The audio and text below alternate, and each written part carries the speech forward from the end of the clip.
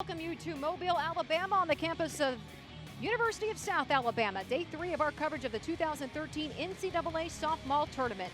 6 games in the book in this Mobile Regional, and the two teams still standing, Florida State and South Alabama. The Jaguars forcing a Game 7 after a 3-0 victory over Florida State earlier this afternoon. And welcome in everybody, Melissa Lee alongside two-time SEC Player of the Year out of Alabama, Charlotte Morgan. And Charlotte, pitching, offense, we got all of it here in this past game. We're expecting more of that here in this Game 7. South Alabama, coming out on top 3-0. The bats were hot with home runs here this afternoon. Well, South Alabama came out what they've been doing, what they've been known for, that power, and they quite didn't make the adjustments in the earlier games. And you saw the last game, they came through with Haley Fagan on the solo shot to dead center, and then Griffith, who came through and got another 2-run home run to dead center. This is what South Alabama is known. They're known for their power and their offense. They have great pitching and defense, and finally their offense last game came through. And like we said, here's the pitching. Farish threw a great game last game. She spotted her pitches, made the key pitches and the key situations to hold her team and to hold Florida State to no runs on the board. South Alabama now the home team in this game. So Florida State with the bats first, taking a look at their lineup. You see some shifting. We had an injury in the last game earlier in the day with shortstop Maddie O'Brien, so some big changes here in this lineup. Well, that's a huge loss for Florida State. Maddie O'Brien has been their offense, been key out there at shortstop, and to lose her is a big loss for them. Taking a look at the defense here for South Alabama, we saw some great defensive plays earlier in the day all over the place. Megan Collins there at first base. Well, it's going to take a complete, and especially Hannah Campbell on the mound today in Game 7. She uses her defense, and she really needs them to be behind her, just like they did last game. They're going to have to play great defense, great pitching to keep those bats to come out alive. And that's a look at Hannah Campbell, who pitched the perfect game in the very first matchup of this regional versus Mississippi Valley State. She's got a little time to rest with the sophomore Farish Beard going back-to-back games for South Alabama. Chopper, play made at first. No, they're going to call that a foul ball. It was a dead ball off Hensley's foot. So Kelly Hensley starts things off here for Florida State. So a little confusion to start this one off here. Florida State 43-17 on the season, 18-2 in the ACC. South Alabama 48-8, 17-3 in the Sun Belt. They won their conference championship, beat Western Kentucky 2-0. An RPI of 13 to get here. Hensley, and the play made. Julie Moss comes in. Check that, Brittany Campbell making the play, one down.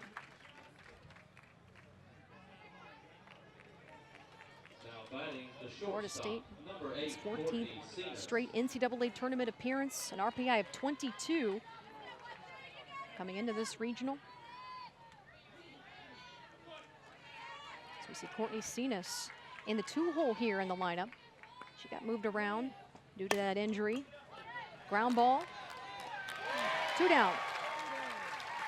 And this is what Hannah Campbell is all about. She needs her defense to work behind her. She goes straight at the batter. She's a very aggressive type of pitcher. She works down, she likes to work that drop curve. And right now you can see she utilizes her defense. Doesn't try to, power it by anybody, get those strikeouts, but, make her pitchers pitches and get the batters out. First offering a strike to Victoria East, the first baseman, freshman for Florida State. Campbell with a 1.08 ERA in the regional. 0.88 ERA on the season. East sends that one deep. Nice play made in the outfield by Blair Johnson, and the defense stepping up big again for South Alabama. They got the bats when we come back. Alabama, South Alabama, and Florida State a deciding Game 7 here in this Mobile Regional. Taking a look at the lineup for South Alabama, and really, we've seen production all over the place here for the Jags. Well, and definitely from the middle of their lineup, Caitlin Griffith and Haley Fagan came up huge in the last game, and Caitlin has been doing a great job all weekend. And they're really looking still for Brittany Fowler to, get things going, but they have true power in their offense. And defensively, again, some changes made for Florida State with Maddie O'Brien and her injury. She was playing shortstop, and they've shuffled people around a little bit to kind of fill that hole. Well, and they're used to this all year. They've had a lot of key injuries. Florida State, every player is going to do what they got to do, and Cenas is one of their best athletes. Actually their starting center fielder, and will do whatever she has to look for them to make the plays, be comfortable, and you know what? They've been here all year. And in the circle for the Seminoles, Lacey Waldrop, who pitched a couple of great games in this regional to get Florida State to this point, got taken out early because of those home runs in the game earlier today. Monica Perry came in, and you look at what Lonnie Alameda, what she has said about this sophomore, and sort of where her mind is right now. Well, and Lonnie, she knew when it was the right time to take out Lacey last game. She was getting hit a little bit, then made that error, and one of the things Lacey Waldrop has struggled with has been the mental game and to stay checked in and stay focused regardless of the situation. So she saw Lacey kind of getting out of her groove and bringing in the senior, Perry, who did a great job to close out that game for them, and to kind of give Lacey a little break, knowing that there is a possibility of another game too, and so she could come out and have a fresh start. She gave up the solo home run, then the 2-run homer in the 4th. Monica Perry came in relief after that. Emily Messer pop up. 1 down. Caitlin Allen, another player making some out in the field, making a start because of that injury to Maddie O'Brien as they shifted everything around. And we saw in the last game when the two players, Cenas made the move, Allen came in, ball went straight out to both, back-to-back, and they both made back-to-back great plays. It always happens. Whenever the coach puts the new player in the field, the ball always goes right to him. And there is a look at Maddie O'Brien, who has been huge not only at the shortstop position for this team all season long, but at the plate as well. And she's going to be a huge loss for Florida State. So Florida State is going to have to look at who's going to step up offensively and take in what Maddie did for them the last couple games, and realize we don't have Maddie anymore. We have to step up and everyone take care of what they have to do for each other. O'Brien, 3 for 8 in this regional with a home run, 3 RBI. We're going to miss that power at the plate as we see Blair Johnson ahead in the count, 2-1.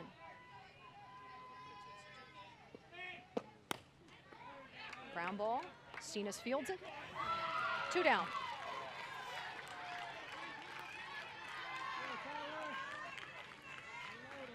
And right here, Becky Clark has done a great job with this program. What she's been able to do in the 7 years that she's been here, and the future of this program, the facilities, the state of the art, and she's getting the kids that buy into her program, and she wants them to be great, players, great athletes, but great people. And you see that with their GPA 3.4. They're doing community service, and then they're hosting a regional. So hands down to Becky Clark and what she has done and the support staff she brought in for this university. They made a regional for the first time last year. Went over to Alabama in that regional and played the Tide in the final game there after beating Georgia Tech. Alabama, of course, going on to win it all, as you well know. Former Alabama pitcher, hitter, first baseman, as we see Brittany Fowler at the plate. 1-1 the count for Waldrop. But they made the regional for the first time in program history last season. This year, not only do they make the regional, but they get to host. And they had a lot of help there with that body of work and that RPI of 13. Well, and that's what, they always say, softball season, it's a long season. It's not just 12 games. And, your preseason, getting those those preseason games and the strength of schedule up to where, you know, playing those top teams across the country, then you play in your conference and doing well and getting those key wins. And they really did everything they had to do to be able to host and earn the right to host. 2-2 the count now.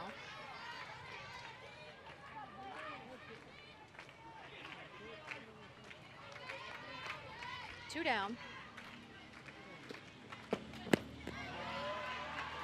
Fowler checked her swing. Fowler, the Sun Belt Player of the Year. She's been moved around. Was at the top of the lineup. Moved back to the 3-hole. Fouls it back. I think she's still just trying to get comfortable. You know, she's taking key walks. She's getting on base, but I think her swing just still looking for that, you know, one base hit where it feels good, and she's like, that's what my swing feels like. And just getting back in that groove, and no better time than Game 7 right here. Waldrop loses Fowler. Had a couple of walks in the game earlier today. And Fowler also knows, you know what, if her swing's not feeling the greatest, what else can you do to get on for your team? And that's taking the walks and knowing that, not forcing trying to get a hit, not forcing to swing out a pitcher's pitch and then you ground out. You know, she's taking those key walks, and that's huge. That shows the leadership of a senior that knows, hey, I'm not really swinging it well, but I got to do what I got to do to get on base. Waldrop was the pitcher when she was walked in Game 6. That was in the 4th inning of play. And she knows the girl behind her is swinging a hot bat right now. Absolutely. She's smart, and, you know, you always want to pass the barrel down is what they always say. Give the bat to the next player in the lineup. She came in with a run because of that 2-run homer by Griffith, who was right behind her in the lineup in Game 6.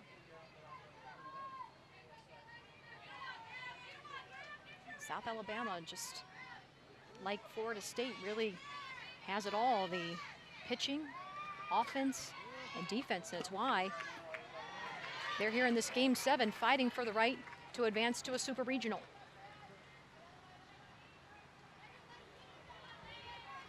When you have two programs that blue collar, hardworking, that just love the game, and anybody that's watching right now can see that these two teams, they just seem relaxed and are playing the game that they love. Ground ball, got it through. So 2 on board now for South Alabama. The Jags liking what Waldrop has been serving up here today. They haven't, you know, there goes Caitlin Griffith again. Just sitting back, turn on the inside pitch, gets the barrel, turns hard, right in that 5-6 hole, doesn't try to do too much. Did a great job with a piece of hitting right there. Definitely has been swinging a hot bat today. You see Celeste Gomez talking with Waldrop. So we mentioned in Game 1 have a catcher for each of the pitchers here. Monica Perry and Celeste Gomez. She goes with Waldrop. Still 2 down, 2 on for Haley Fagan.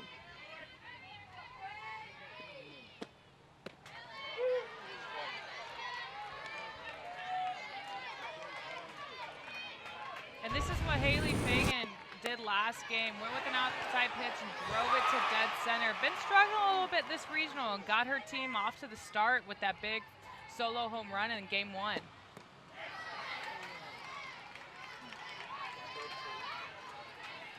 Fagan is hitting 167 here in this regional. 2 for 12 with that homer. And of course the RBI coming from that. Waldrop ahead in the count here, 0-2. Got her swinging. So 2 left on. Waldrop gets herself out of a jam. We go to the top of the 2nd here in Mobile, scoreless. Here in this Game 7 to decide who moves on to a super regional here at South Alabama, the host team. Battling with Florida State. They forced Game 7 with a 3-0 victory earlier today in Game 6. Morgan Bullock will lead off the inning. Hannah Campbell in the circle. And again, if you missed her pitching performance in the first game of this regional for South Alabama, you missed a good one. A perfect game. Not only was it a perfect game, her first of her career, the first at South Alabama, she got some run support as well, to the tune of 10 runs, a run rule win over Mississippi Valley State. Well, Hannah Campbell is a pitcher that goes at the batters. And being a lefty, she has this drop curve that she likes to go at the batters. But she's also worked on a rise ball that she was able to get a lot of batters. And she keeps her pitch count. You can see 64 pitches. That's a great game as a pitcher. You want to stay within that range to about 80 pitches per game. Once you start getting over the 100th mark of pitches, you're kind of throwing a little bit too much than you would like. So, you know, Hannah came out, was on fire, and right now you can see her first inning, she threw 5 pitches. She goes at the batter, she uses her defense, and keeps her fresh throughout the game. Bullock, ground ball, play made, 1 down. Megan Collins, we talked about stepping up huge. Just another key component for the South Alabama team, the first baseman.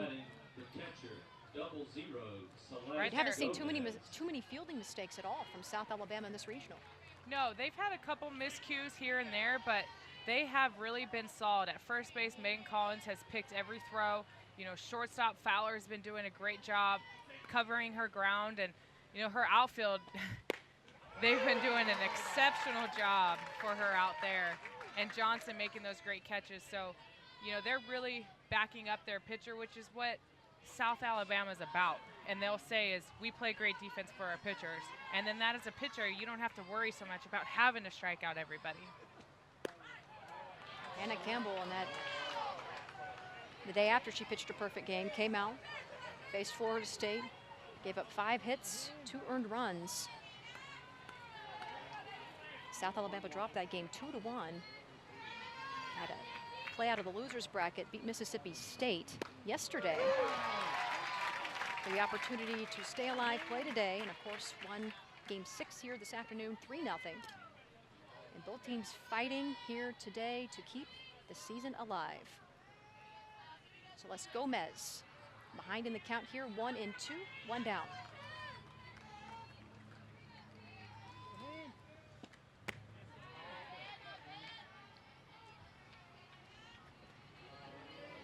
You see Hannah doing a good job mixing her pitches. She's actually throwing a backdoor little curve, drop curve, also coming in and then working her screws. She really worked hard in the offseason not being predictable, and she's really proving that right now, moving both sides of the plate.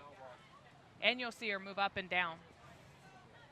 Gomez 1 for 9 in the regional. Had that home run in their first game of the regional versus Mississippi State. Also a part of that heads-up play and that drop strike 3. A crazy play that, of course, made SportsCenter because nobody had ever seen it before. Certainly we hadn't, none of the coaches or players had, and drop third strike resulted in 2 RBI for Florida State that got them on the board and sort of derailed what the Bulldogs were trying to do in that matchup. And in the postseason on games like that, you just needed a little bit of a momentum changer. Line drive, straight down right field for Gomez. Stand-up double for the junior from Lake City, Florida.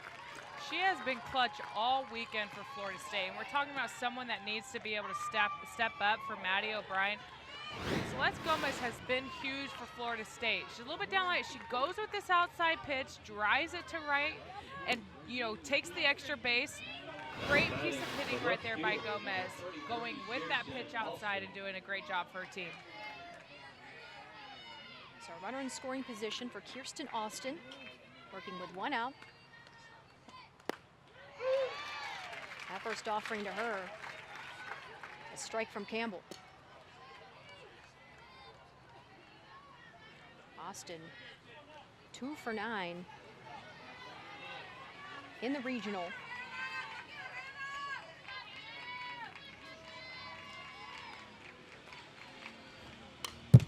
Fouls it back.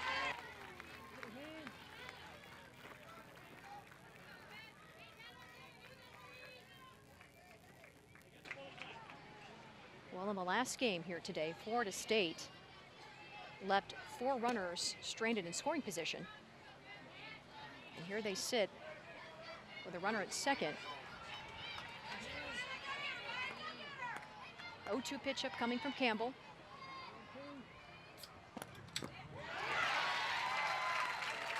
And she goes down. Well, with those runners in scoring position, it's which team capitalizes and gets that base hit to score the runner, and which pitcher makes the key pitch. And right here, Hannah Campbell makes that great pitch down in the dirt, gets Austin to chase.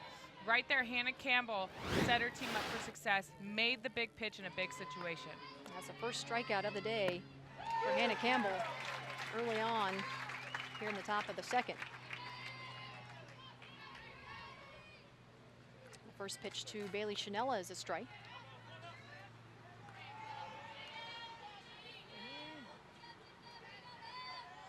Chanella in the lineup here today. Had come in as a pinch hitter. Ball gets loose behind Breeden. And Gomez moves on over to third base.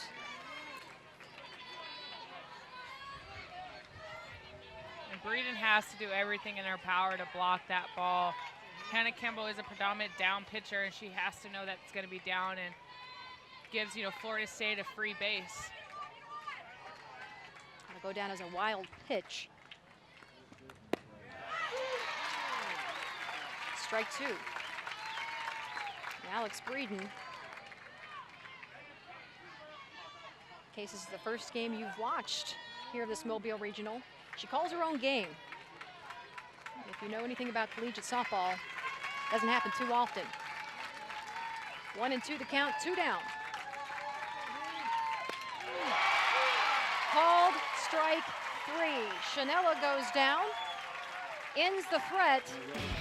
We are scoreless here in Mobile. South Alabama will have the bats next. Alabama, the winner of this game 7, moves on to a super regional. They will take on Texas, who beat South Carolina, the Gamecocks, a couple of times in that regional to get out of it and to stay alive. We see Julie Moss gets it to fall. Some effort there by Kirsten Austin. Turned on the guns, just not in time. Right here we see Julie Moss a little out in front on that off-speed, that curve, but sometimes the ball just finds the right spot and just drops, and Florida State's not able to get to it. So a base hit for Moss. Megan Collins at the plate now, her first appearance of the game. Collins 2 for 9, scored 3 runs, had a home run in the regional. And right here, South Alabama's trying to, move Julie Moss into scoring position with the bunt, and Megan Collins is gonna, that's her job, and just trying to do a little short game to get Julie over to second. See Becky Clark come out, talk with Collins. Clark in her 7th season of this young program, just 7 years old. She's been the only coach here, and the body of work she has put together has been huge. Collins gets the bunt down, and East wasn't sure exactly where to go with it. So 2 on now for the Jags. Well, right here, there's a huge miscommunication. Megan Collins does a great job on reading the defense, gets the bunt down first base. Well, Allen was supposed to cover first base in a bunt situation, and they were playing one back, and there was no one to cover second base. Communication error by Florida State.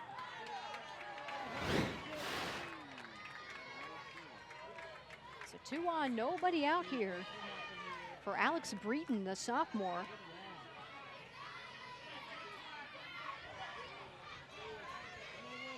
Breeden just 1 for 12 in this regional.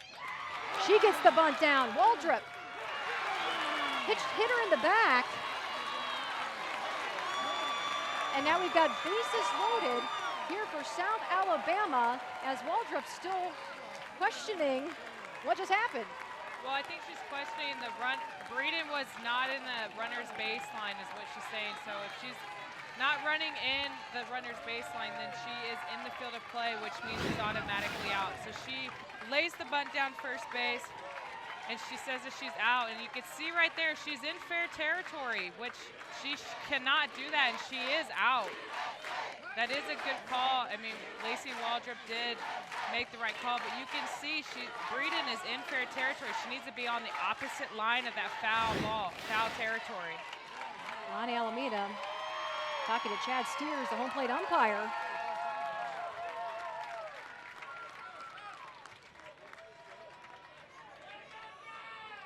Check that, that's Amaris Addison at home plate.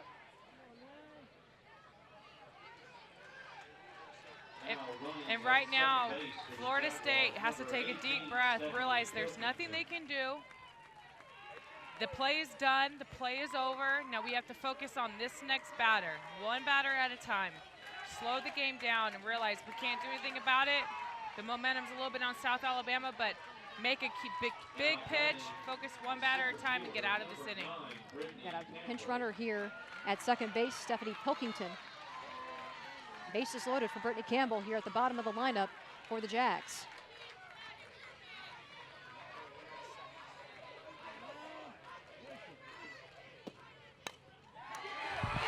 That one gets past Caitlin Allen. A run comes in to score for the Jags. They get on the board. 1-0 here in Mobile. And right there, Campbell does just enough. She turns on that inside curve and gets it through, you know, the 3-4 hole.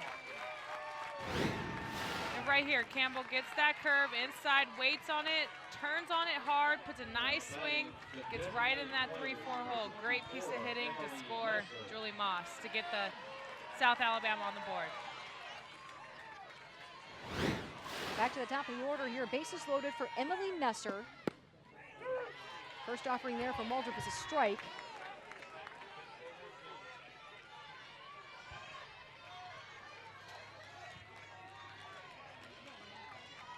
We've seen the long ball for South Alabama in previous games in this regional, and they're getting the job done here with a little bit of small ball. Well, it's all about who does the little things. We talked about it's, you know, last game they came up huge with those home runs, and sometimes you can't always rely on it. Today they're doing, you know, the little things. They're executing the bunt, they're getting those key hits, and that's just going to help you with the further that you go in this tournament. Again, Waldrop working, nobody out. She's behind in the count here, 2-1.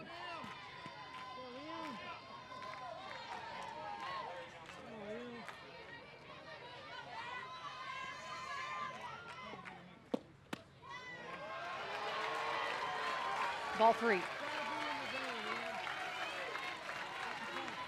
right here, you know, Lacey Waldrop is going to have to barrel down, get strong mentally, control her pitches, and get this batter. You never want to give her free to be and walk in a runner.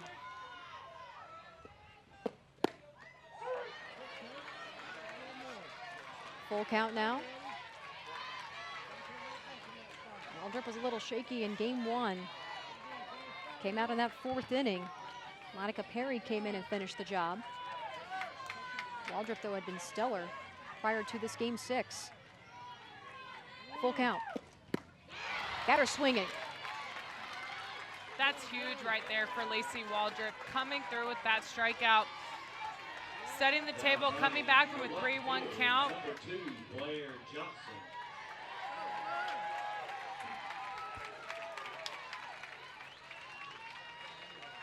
Right now, Florida State wants to get out of this inning with just that one run. You want to prevent that big inning.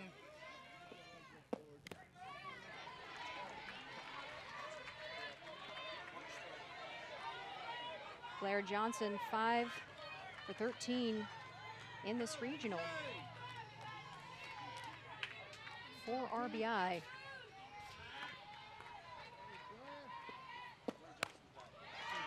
Ground ball. Cenas can't hang on to it. Another one comes in to score for South Alabama. And a rare miscue by the former third baseman, now playing shortstop for the injured Matty O'Brien. And again, you know, Courtney Cenas hasn't really seen a whole lot of time at short. Blair Johnson does a good job just putting this ball in play. She just eats her up. Nothing she can do about that right there. And again, South Alabama capitalizing on Florida State's mistakes right now. Now Brittany Fowler at the plate, working with one out, bases loaded. Foul ball.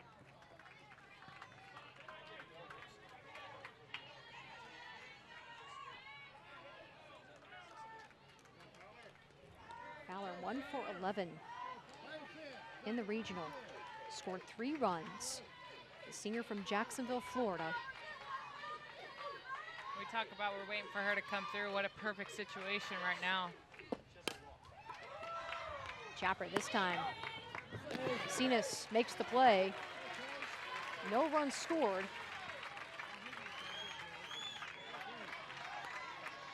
But Fowler reaches safely. South Alabama with a 2-0 lead. Bases loaded. 2 down. And Caitlin Griffith at the plate. Caitlin Griffith with a 2-run bomb in Game 6. When this has been South Alabama's hot hitter. And there's no place to put her. You have to pitch to her. Lacey Waldrop has to make her key pitches right here. But if you're South Alabama, this is the hitter you want up with bases loaded right now. Waldrop having to dig deep here.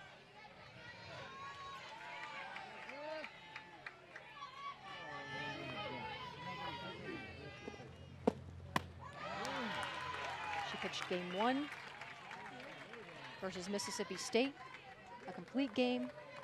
Pitched the Seminoles' second game versus South Alabama, Day 2, another complete game. Came in, retired after 3.5 innings of work in Game 6. Stays fair, goes right through Kelly Hensley. 2 runs come in to score. South Alabama now with a 3-0 lead. Check that. 4-0 lead here, courtesy of some errors here by Florida State. And again, right here, you know, South Alabama just doing little things. Caitlin Griffith gets a little bit around this ball, goes right between Hensley's feet, and she just went back over to third base.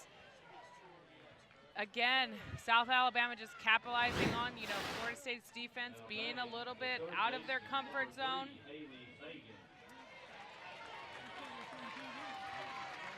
And now we see Haley Fagan, who had the solo home run in Game 6 earlier today. She is working with 2 on, 2 out. Well, Florida State really needs to shake off what has just happened and get this last out, stop the bleeding, preventing, you know, this inning to get any bigger.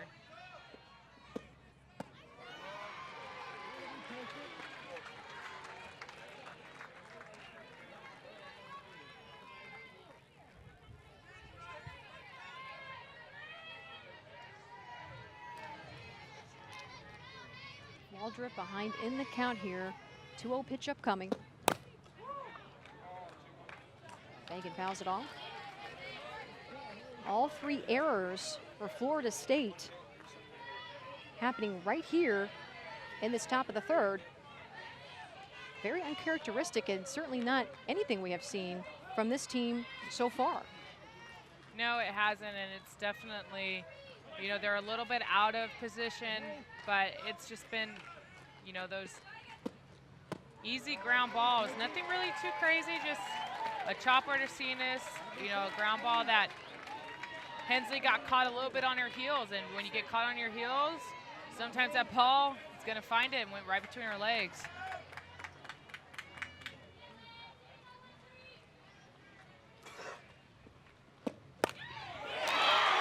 That one over the head of East. for South Alabama. Got a pickle play here. They make the decision to go back to home plate. The runner's safe. South Alabama getting everybody in. Fagan, all smiles at second base. And Florida State just cannot stop the bleeding.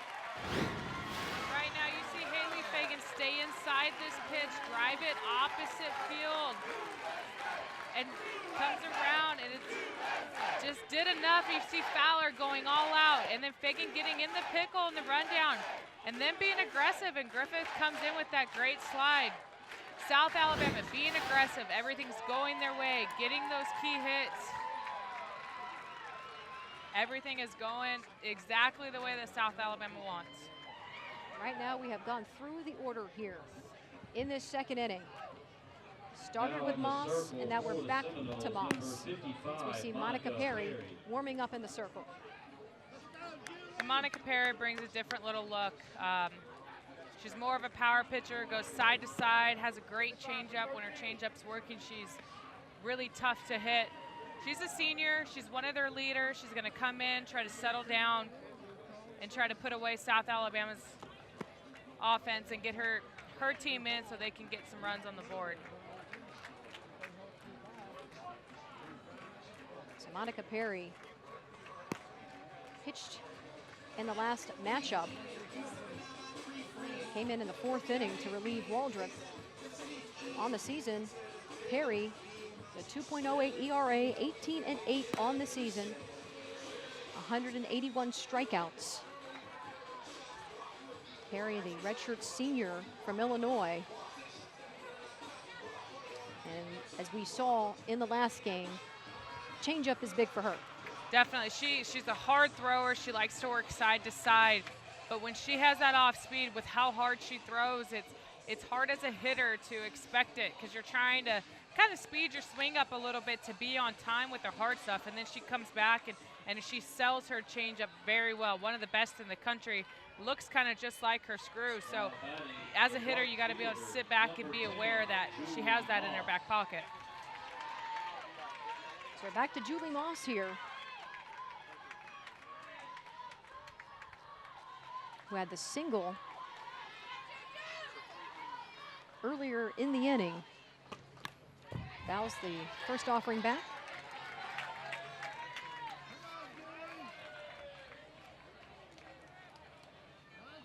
So in this inning, Campbell, Johnson, and Fagan with RBIs.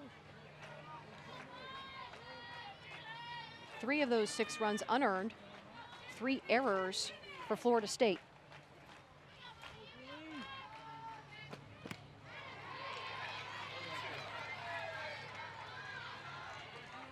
Monica Perry, again, kind of the upperclassman, has been a mentor to Lacey, who we should mention just a sophomore, but has been pitching beyond her years. And as you know, a pitcher yourself, what we have seen from Waldrop thus far to this point, playing well beyond those years. Had worked on some things mechanically that freshman season to come out here and have the opportunity to pitch 2.5 games in a regional. She really did an outstanding job, and she needs to keep her head up and cheer on Perry right now, because she did a great job and realized some of the things she can't control. Those 3 errors, some of the things that happen are out of her control, and she has to realize she has to stay up, be mentally strong for her team. They're not out of this game. It's only the second inning. Anything can happen in this game. You're never out of it until the last pitch is thrown and it's called ball game. So as a sophomore, she has been great. She's showed great strides. So she also needs to even show more right now and be strong for Perry. Give that senior the support that she gives her, and also what her team, to give them the hope that they can come back. No one's ever out of a game, and that's one thing I love about our sport. 1-2 pitch upcoming. Got her swinging. So the damage done here in the second inning by South Alabama. 6 runs on the board for the host team. They lead it 6-0. Emma on top of Florida State here as we head to the top of the third, up 6-0, and you're looking at Blair Johnson, who has made some outstanding plays out in left field here today.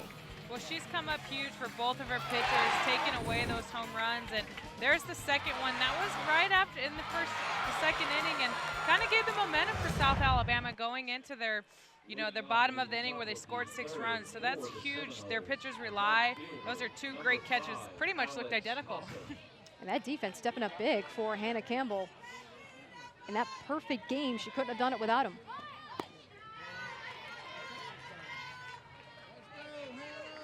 So South Alabama, if you're just joining us, a big second inning for them.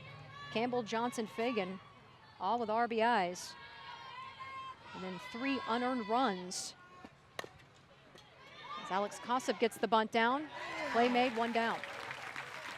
And right here you see Hannah doing what she does best, going right at the batters, using her defense, keeping her pitch count down, playing South Alabama softball right now. Number 48, Caitlin Allen.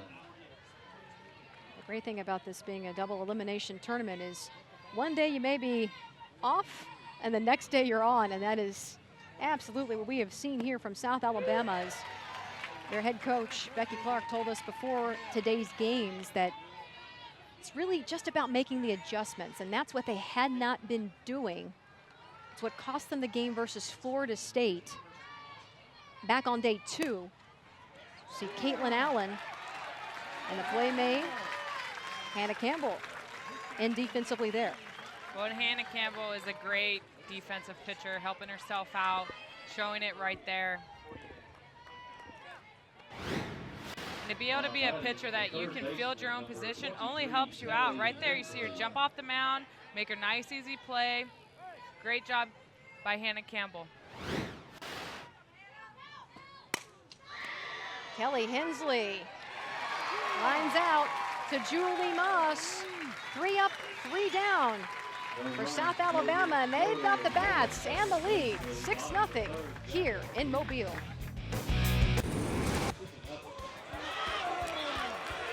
South Alabama on top here, 6-0, and they really got it going on in this second inning thanks to 3 errors by Florida State.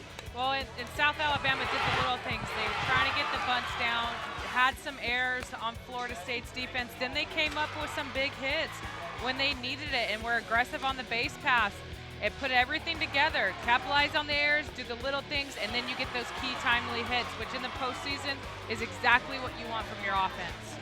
So the official scoring has come back, and it is now, instead of 3 unearned runs, they've changed it to 5 unearned runs out of the 6 in that second inning.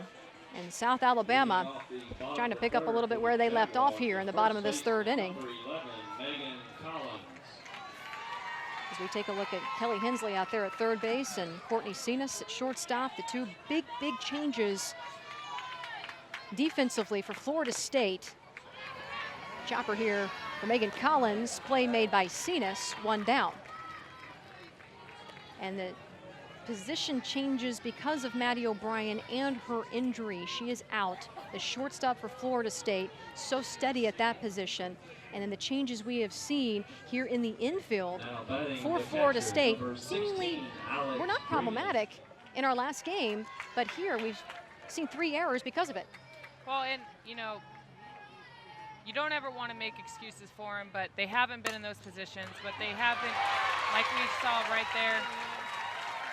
Courtney Cenas is not a traditional shortstop, and you could tell by their faces right now, they're a little frustrated. They're playing a little bit on their heels, a little tentative rather than, being comfortable and attacking. And you see right here, Courtney Cenas kind of second guesses herself, a little slow going to that crossover, and knows she should have had it. And you can see it on Florida State. They're a little down right now.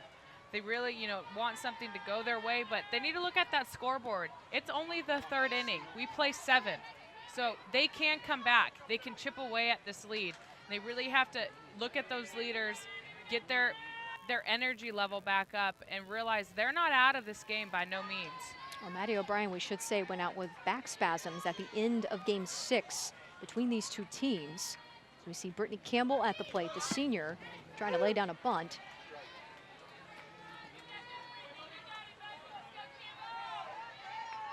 Campbell came up with an RBI in that second inning.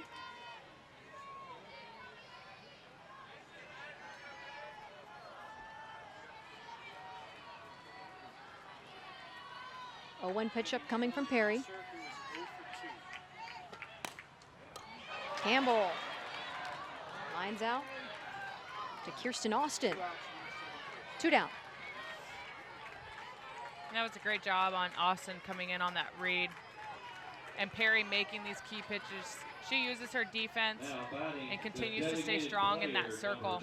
24, Emily Messer. You can see her talking, you see her communicating with her defense, and that's what her team needs right now. They really need Perry to step up for them. She's a fielding pitcher, a great presence in the circle for Florida State. Has that aggressive approach, goes after hitters. First team all ACC player, and Messer gets the bunt down and gets aboard. 2 on for the Jags. Well, right there, South Alabama shows that they can do it with power, and they also have the short game. And you can see right here, Messer drops down a perfect bunt where Gomez has to come out and try to field it and just beat it out just in time. Perfect bunt by Messer right there. Well, we spoke to Becky Clark earlier in the week, and the question was asked, you know this team better than anybody. Is this a team that can go the distance?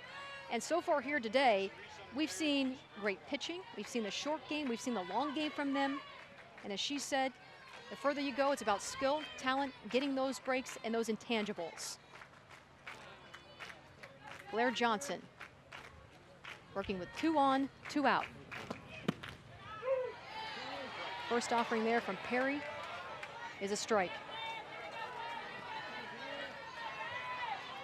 Well, and South Alabama has all of that going for them. They have the short game. They have those key breaks going their way. They're getting those big hits. And then on the flip side, they have outstanding pitching. Their defense is doing just enough. So right now they have everything that you need. Foul ball. As Coach Clark said, you know, it's a young program, 7 years old. She said everything is a process. Got to take those steps forward every single year, look to see what needs to be cleaned up, what they need to do better. And the players here have really bought in, and as she said, it's not a job. We like being out there. Our players like being out on the field. And that matters because it's hard to do that. It is a grind of a season, and it's hard to do that, but these players, and we should say for Florida State and for South Alabama, sort of the mantra for both of these teams, blue collar. Well, and they, you know, people forget, sometimes we just see them as the athletes on the field, but they also have to put in the time in the classroom. They have to go to the classes, you know, study, get good grades. You know, South Alabama has a 3.4 GPA and do community service. These are all around people. They're not just athletes. And for them to still come out here and have fun and say it's not a job, it's not work, I enjoy it, and I get to play the game I love. Ground ball, East. Got her in time. Victoria East, the freshman, coming up with a big play here. Crisis averted. 2 left on. South Alabama with the lead here, 6-0 in Mobile.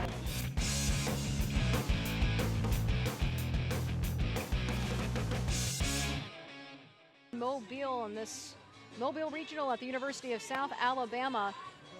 The Jags on top of Florida State, 6-0, a big second inning for this team as they're trying to punch a ticket and advance to a super regional. And the Women's College World Series returns to Oklahoma City. All that action begins Thursday, May 30th at 12 p.m. Eastern, live on ESPN2. For more information on the 2013 Women's College World Series, go to NCAA.com, the official online home for all 89 NCAA championships. Up in the booth, I'm Melissa Lee, alongside 2-time SEC Player of the Year out of Alabama, Charlotte Morgan. Pitcher for the Tide, first baseman for the Tide, and a big-time hitter for the Tide. Now playing professional ball for the USSSA Pride out of Orlando. Also a #1 draft pick in 2010. You went to a couple of World Series, so you know what that process is all about. Cenas over the head, of Haley Fagan, and she gets on board. And with Cenas, she was due. Yes, she was. She's been one of their hitters that has been coming through for them lately. Tremendous amount of power, and finally gets that base hit, and doesn't try to do too much, bounces it right over Haley Fagan's head, and there's nothing that she can do about that one. So now Victoria East, who made that spectacular play at first base before we went to break, at the plate now. And this freshman has been huge. All ACC selection. They like her in the leadoff spot where they had her, because she has some wheels, has some speed. Someone they thought they'd redshirt. She gets that to Campbell, and she goes down. Well, right there, she did enough. She moved the runner over. She did her job, got Cenas into scoring position. It's a great job by that freshman. And you see Hannah Campbell again fielding her position, jumping off the mound, cutting that ball off, and making a great throw to first. Hannah Campbell, the junior, just like every freshman when she was starting out here, had to figure it out. She realized where you put it matters. Gotten better at identifying where she wants to put the ball. And Coach Clark told us the ULL game they had, probably the best one she had pitched up until that perfect game, of course, versus Mississippi Valley State in this regional. She said it really opened Campbell's eyes, is when you're able to go 8 innings, get 13 strikeouts, no walks, no hits, you know you're onto something. Well, and it shows, I mean, ULL has some very strong hitters. They're known for their offense, and for her to shut them down, I think, was a turning point and gave her a little bit of confidence. Bullock. 2 down.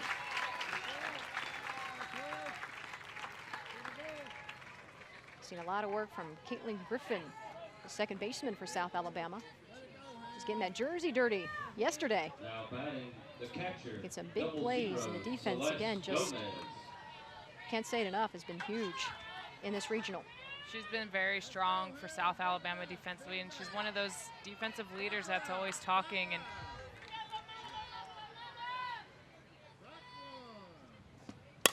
Celeste Gomez gets that one back to the wall.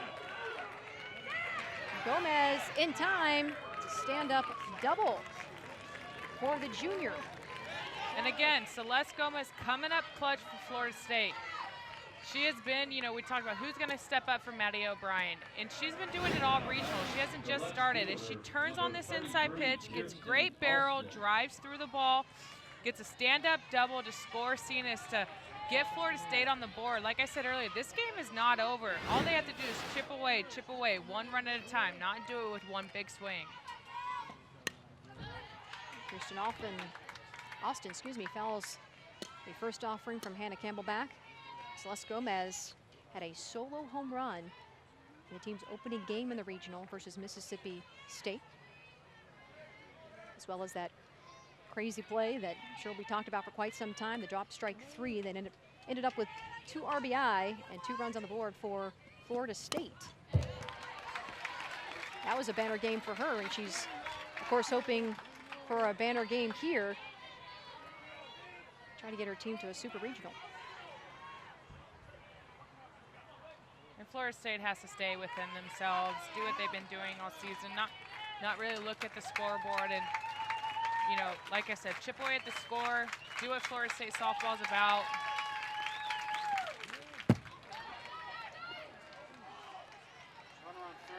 The ball gets loose beyond the reach of Alex Breeden, and that moves Gomez over.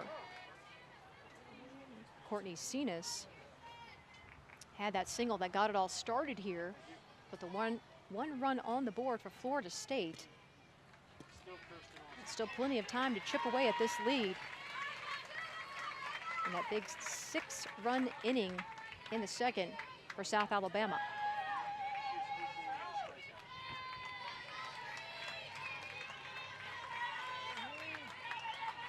One-two pitch upcoming, 2 down.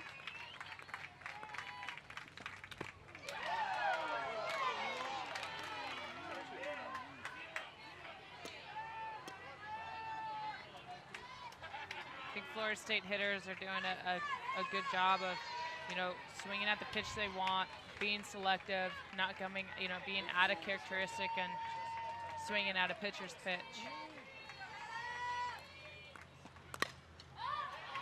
Austin.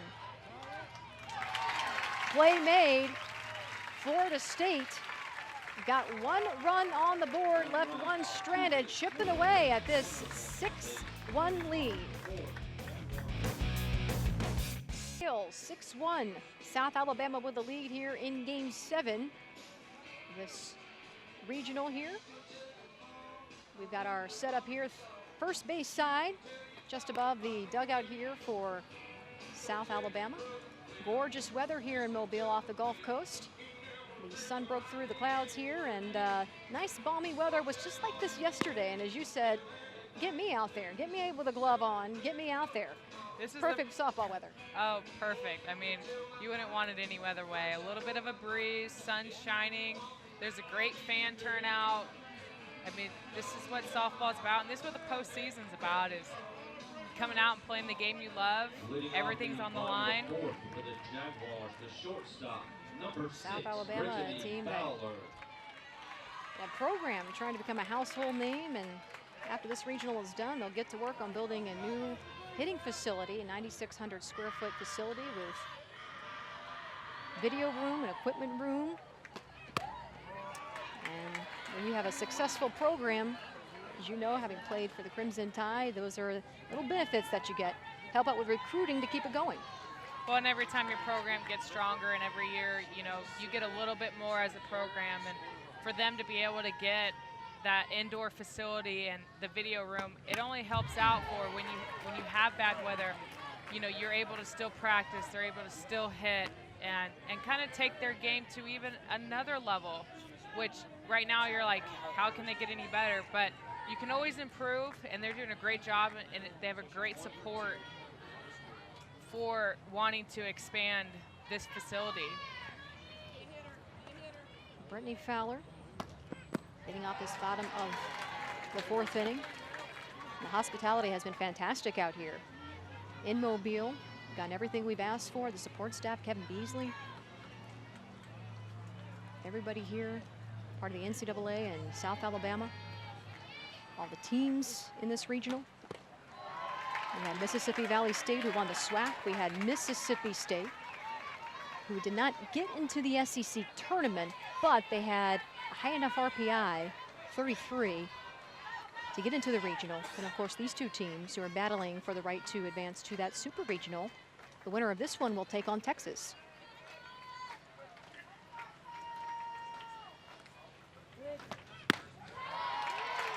And Perry loses Fowler. Again, we see Fowler taking that key walk. Not really doing much with the bat, but takes that key walk again to get Griffith up to bat. We're talking about the winner of this gets to play Texas, and Texas has Blair Luna, who's been an outstanding pitcher for them all year, and whichever team gets it there, it's going to be a pitcher's duel, and all 3 of these teams have potent offenses, so that's going to be an exciting super regional to watch. Caitlin Griffith, who's been big here today, trying to lay down a bunt. Fouls it back.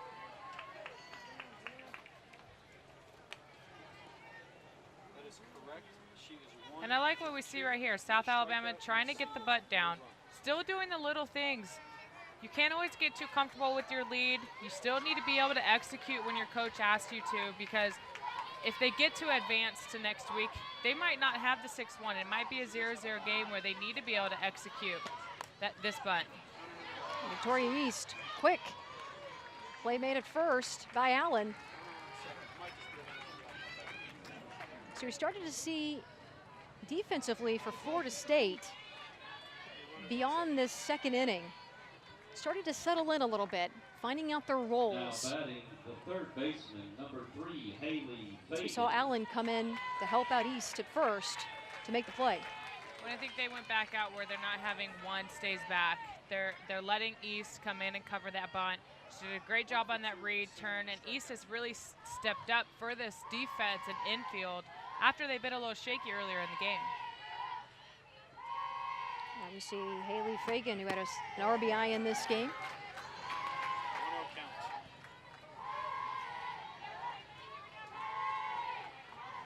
Fagan, just a freshman from Florida. This is the first time you're watching this game. That name might sound a little familiar. If you're familiar with SEC softball, Casey and Sammy are sisters. They both play at Arkansas and Missouri, respectively. She played center field growing up and at the high school level, and has had to come in a little bit, third base. Handle the short game, handles the slaps, and has done a really nice job for this team. One of the many youngsters in the future for the South Alabama program. With both these teams, you're seeing the underclassmen step up huge in these big situations. You have the seniors, but like East, you know, at first base making those great plays, and then we have Haley Fagan getting those key hits, you know, getting that home run earlier today. It really, really seeing these underclassmen step up in these big roles for their teams in the postseason. 3-0 pitch upcoming. Perry loses Fagan. Shook off a couple of potential pitches there, offered up by Celeste Gomez.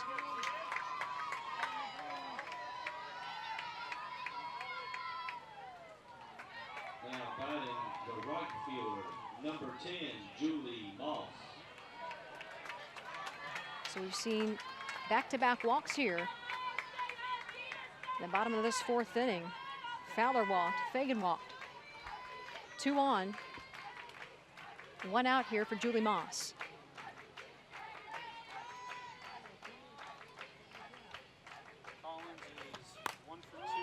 Moss, high fly ball. Kossoff underneath it. 2 down. That was a great job by Perry coming back after getting that walk. She has sometimes, you know, some issues with her consistency. And I would have liked to see Moss be a little bit more patient. Perry's been struggling with the strike zone. You never want to let a pitcher out when she's kind of struggling a little bit.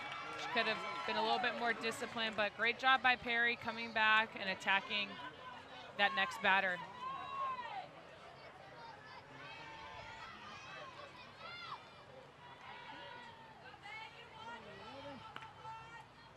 Megan Collins trying to add to the cause here.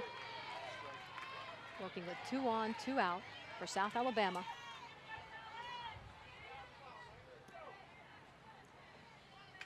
Won that in-house award for the team called the Extra Mile. In 4 years she's been here. She's won it twice. That's voted on by her teammates. Great team player. Everybody's got their own role, whether it's in positions or roles on the softball team. They've also got their roles off the field as well. Well, Megan Collins is the comedian of the team. Always keeps everyone smiling, laughing. You know, doesn't ever let them get too serious, too tight, but also knows when she needs to bring the team together and say, hey guys, let's go. And it's just, she's a great teammate, fun to be around. When I was out at their practice, I just was like, man, I would love to have her on my team. She just, I was smiling. You might end up with her, you never know. But definitely a great all-around player, great senior leader. Showed it in this regional, doing it offensively, defensively, and always you see her cheering her team on, no matter what.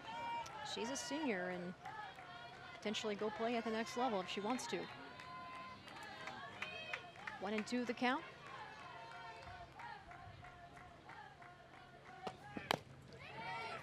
Fouls that one off.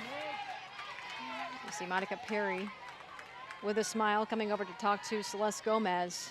She's trying to get out of this inning. And that's one thing when I was talking to Perry too, is she said, you know, with all the injuries, things that we've gone through, I had to remind our team just to have fun. We're all out here for the same reason, and kind of bring that fun factor back into it. And I'm sure with the injury to Maddie O'Brien and the mixture of the defense and them kind of having some miscues, she probably brought them together and said, you guys, just relax, let's have fun. And you see her out there smiling, having a good time, not being too serious, and still making their key pitches. Making those key pitches. And Collins is making her work out here. Battling at the plate. She's got a runner in scoring position. And Haley Fagan at first.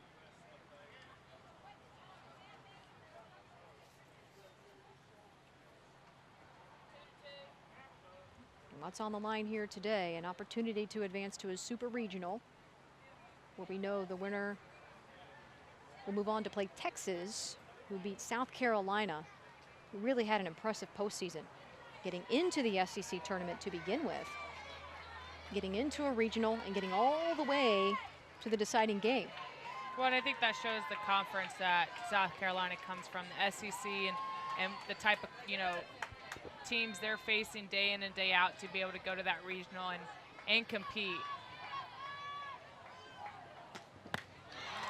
Got her swinging. So 2 left on for South Alabama, and now Florida State will pick up the bats to try to cut into this lead here. 6-1 South Alabama on top of Florida State here in its deciding Game 7 in Mobile, Alabama. ESPNW, head over to .com there and check out the bloggers. Got a nice host of some of the top talent in the country. Raven Siobhan there for Tennessee and Caleb Rowe for Alabama.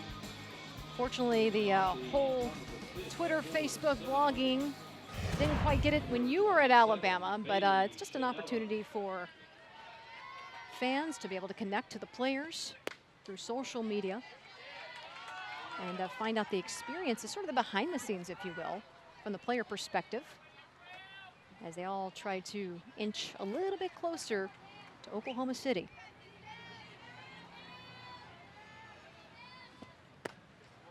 Bailey Shinella at the plate now for Florida State.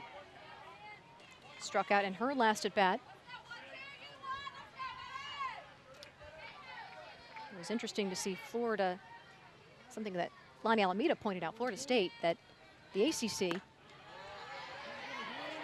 all of their teams that got into a regional playing into Sunday. And then we looked and checked at the Sun Belt, South Alabama's conference, all playing on Sunday as well. Huge testament. And it's why these teams are here. You play some of the best teams in the country, see some of the best pitching in the country. Both those conferences have it. And it only prepares you for what they're going through right now. Their conferences, having those teams make it to Sunday shows, they're facing good pitching, good quality offenses throughout the year. So when they get to the postseason, it's not the first time they've seen an ace or a potent offense that has power. So a true testament, and I know both programs are very, proud of their conferences that they have come from. It looks like there may be a opportunity for Alabama. We'll get to that thought in a minute. As Shinella, ground ball, play made at first, 1 down. With Alabama going through the SEC, and all the coaches say it's like playing a regional every single day, going against some of the top pitching in the country. But there's an opportunity there now with Alabama moving beyond the regional to play Tennessee, a team they're very familiar with. Yep, they are. They're gonna, and Alabama's gonna go up to the Lady Vols, and it's like they say, the SEC is a super regional every weekend, best 2 out of 3. Well, they know each other. Both programs are great programs, and they just get to face each other once more, and one of the SEC teams will make it to Oklahoma City. Process of elimination. One of the best times of year if you're a softball fan, as we see Alex Kosif at the plate. 1-1 the count.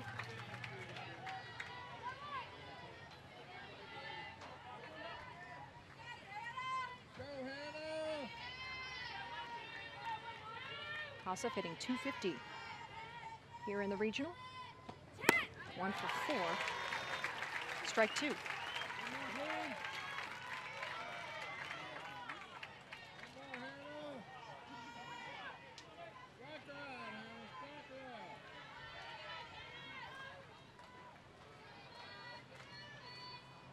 One-two pitch upcoming. She fouls it back.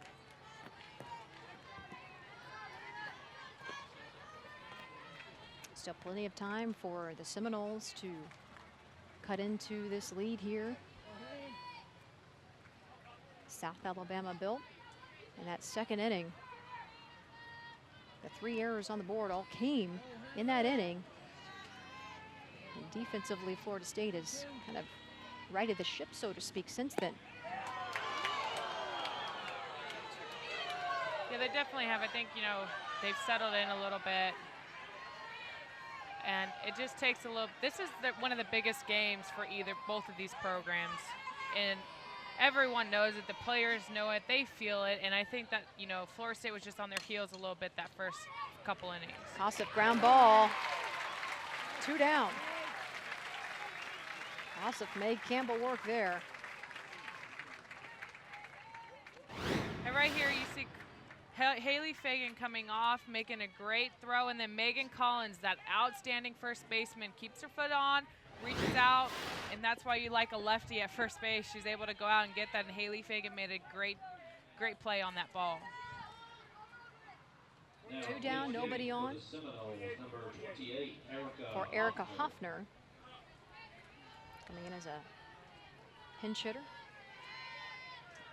A little over 1,000 here in attendance at the University of South Alabama.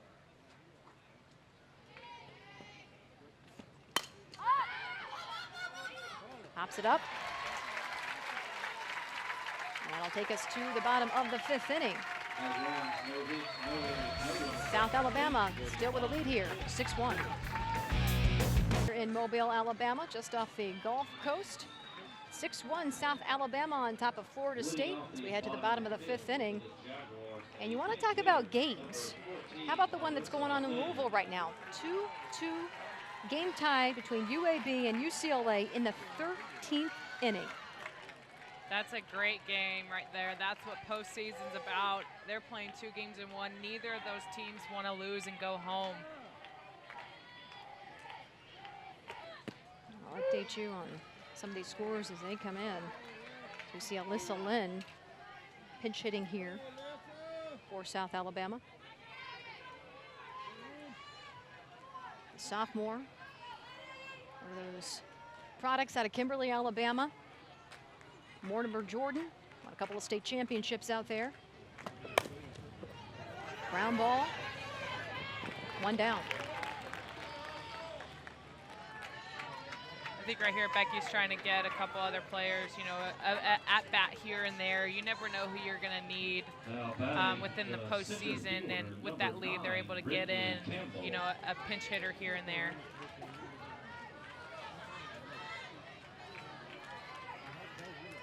Well, as UAB and UCLA continue to battle it out in Louisville in that 13th inning, we do know that the winner of this matchup here in Mobile will move on to a super regional to face Texas. We see Brittany Campbell trying to lay down a bunt.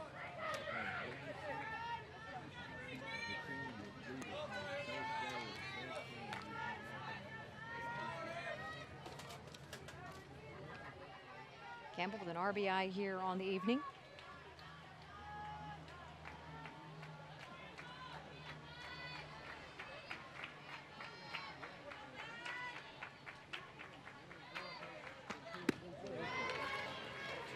Strike 2. So you look at the argument that's always made of who now is the better conference, whether it's the Pac-12, who had been so dominant, then Alabama coming in winning the SEC's first title last season. And then Texas, a team from the Big 12 that everybody's been looking at as, hey, this is their year. As Campbell fouls that one back. Your picks. Well, I think across the board, softball across the nation has really evened out. I think, you know, the SEC came up last year. Oklahoma has been doing an outstanding job in the Big 12. And the Pac-12, you can't ever count them out. They've been strong. They have the history. But you have Michigan. I mean, you have teams all over the country. You have Florida State. We have South Alabama. I think, you know, it's showing that every conference has their strengths. And I think across the board, the talent has spread out throughout the country, and it's not dominant just in the Pac-12 anymore. So got a lot of softball left to play. The World Series starting right around the corner on May 30th. And of course, you can catch all that action on ESPN2.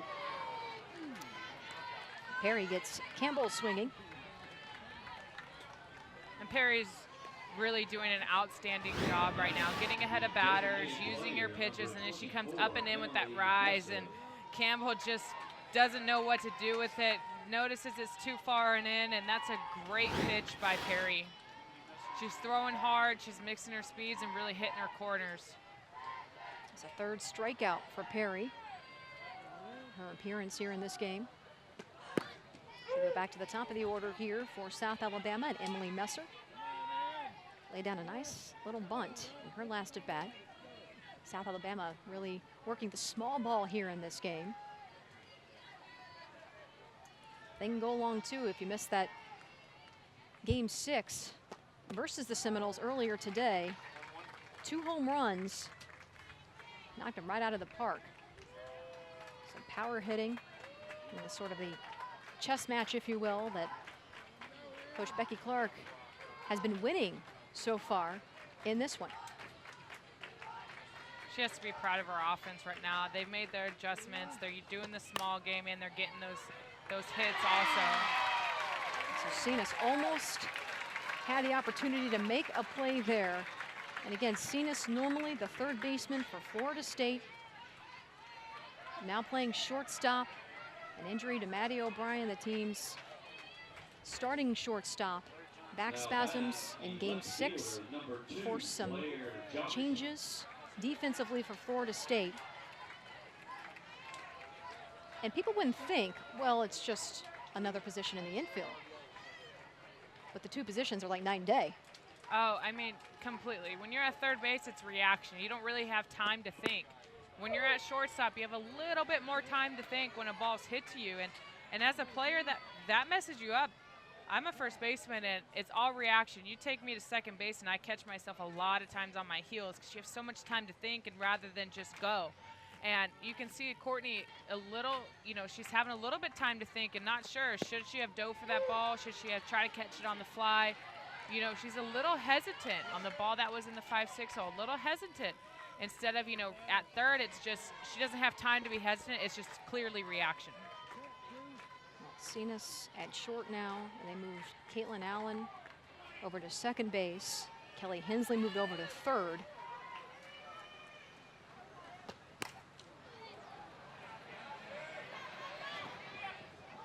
Foul ball. So 3 big changes defensively, and 3 errors up on the board for Florida State. As everybody tried to settle into those positions here. 6-1 South Alabama trying to hang on to this lead. As we've seen in this regional, Mississippi State came back to stay alive yesterday. Takes 1 inning. Some key adjustments as we see Blair Johnson. She gets that one down. 2 on now, runners on the corners here for South Alabama. And Blair Johnson does what she, what a 2-hole supposed to do. Not trying to do too much with this pitch. Outside pitch comes around it, gets the burr on it just enough, drops it right over second base, and Mercer, it heads up, 2 outs, 2 bases, runs and goes all the way to third base. See Coach Clark, Brittany Fowler will be at the plate next. Been walked twice here in this game. Coach talking to Caitlin Griffith. And another prime opportunity for South Alabama with a runner in scoring position. Working with 2 outs. And in the heart and the productive part of that lineup. And they're still looking Brittany to come up with that big hit.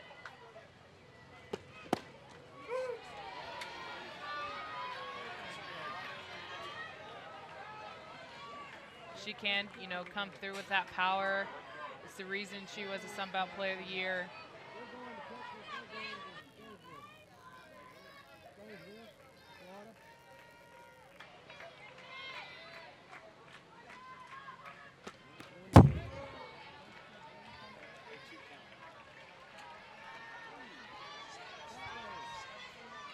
South Alabama has left 7 stranded here in this game. As you said, just waiting for Fowler to come up. She's the Sun Belt Player of the Year. There's a reason for that.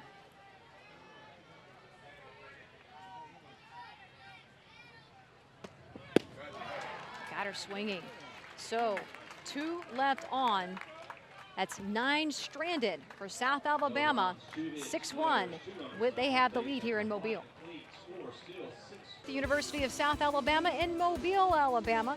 The Jaguars on top of Florida State, 6-1 as we head to the top of the 6th inning. And one game that just went final. UAB and UCLA out of Louisville.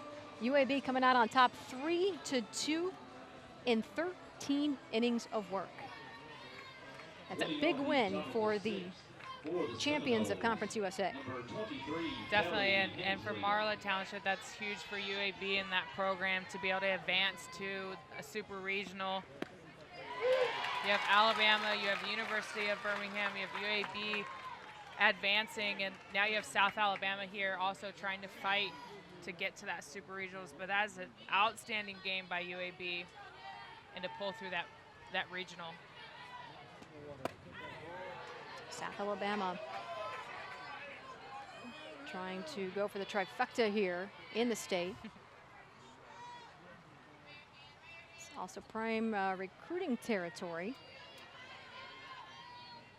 as of late.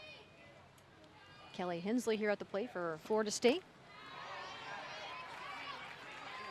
Ball 2.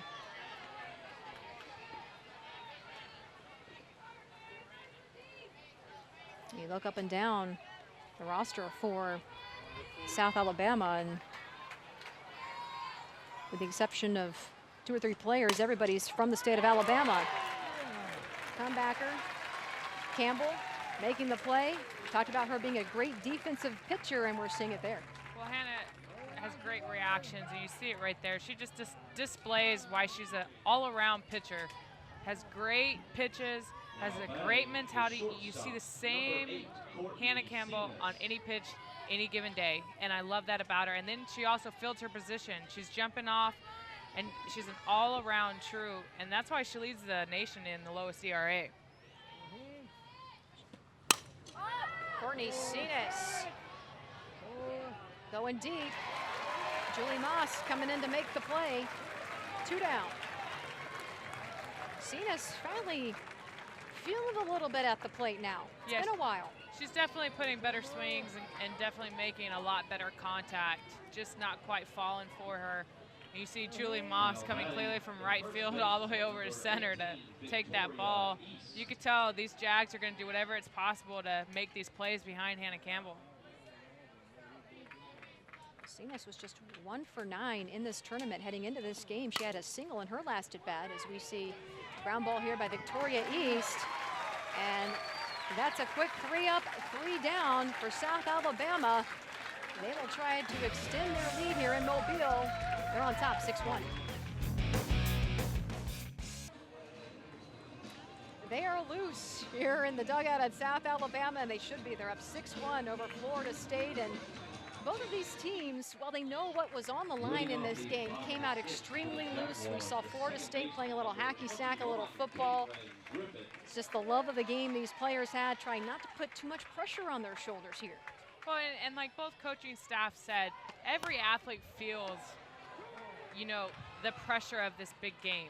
And seeing both teams go out there, I've seen it since day one, since practice on Thursday. All 4 of these teams just came out, had a good time, laughing, weren't too serious, you know, said, we got to do what we do, what we've been doing all season, having a good time, laughing, smiling, and not putting too much pressure on themselves and worrying about winning regionals or winning supers. It's, let's win this next pitch. Let's win this. And I've just loved to see all these 4 programs have that mentality on such a big stage that this is one of the biggest games these athletes have played.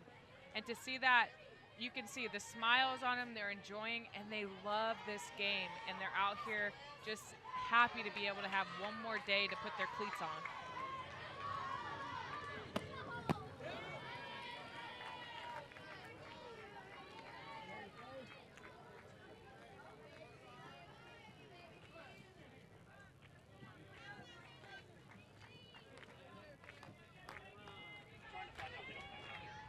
A Kaylee Fagan working with 1 out. 0-2 pitch upcoming. Got her swinging. She will head to the dugout. As we see Julie Moss at the plate.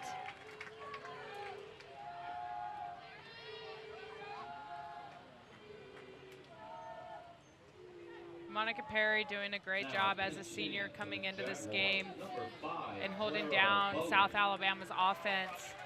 She really has been a true leader, really spotting her pitches. We see Clara Bowen. Seen a lot of changes here and some pinch hitters for South Alabama. As you mentioned, Becky Clark trying to just get as many players in as she can. Try to get some experience in this regional, in the postseason. If they can hang on to this 6-1 lead, they'll need to take all that experience with them. Every little bit helps. Well, definitely, you want everyone to get an at-bat here or there, just so they haven't sat all weekend, and it just helps everyone that's on your team, because you never know when you might need them. You never know if you're going to get some injuries and you're going to need, this player to come out. So to give her an at-bat, to get her a little bit comfortable, is a great move on Becky Clark's move, because they have a little bit of room right now with the 6-1 lead over Florida State to give some players some opportunities they wouldn't quite be able to do if it was a close game. 0-2 the count, 2 down.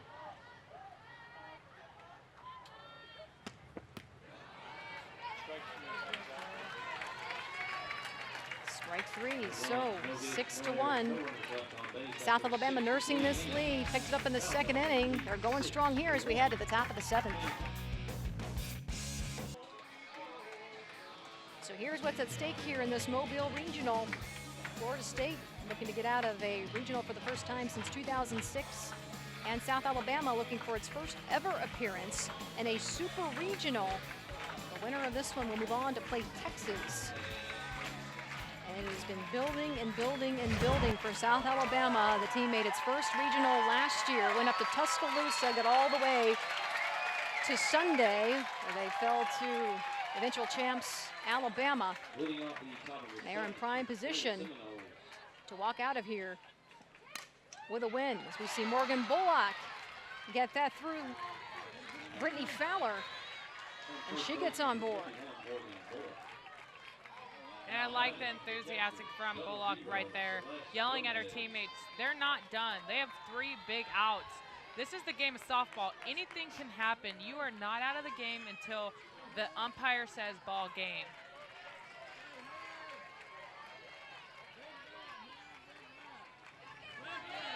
And right now they have Gomez coming up to the plate, who has been hot for them all weekend. It's hot here today. The RBI double in the 4th, the lone run on the board for Florida State. Had a solo home run in the team's first game in the regional versus Mississippi State.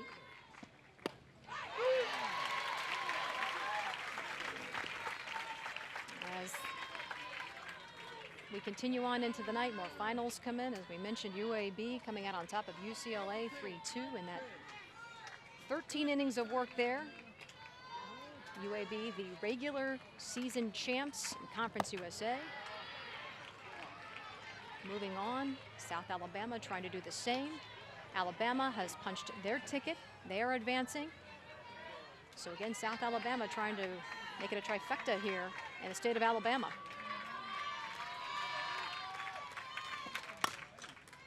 Chopper for Gomez.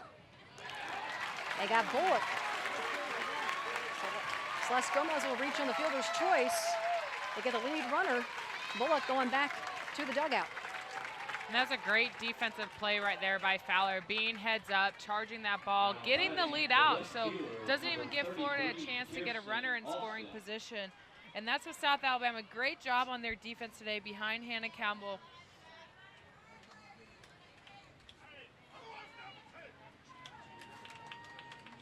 So 1 down now For Florida State, we've got a pinch runner coming in for Celeste Gomez. It's Courtney Adams. Now running at first base for the Seminoles, number 9, Courtney Adams. Now we see Kirsten Austin.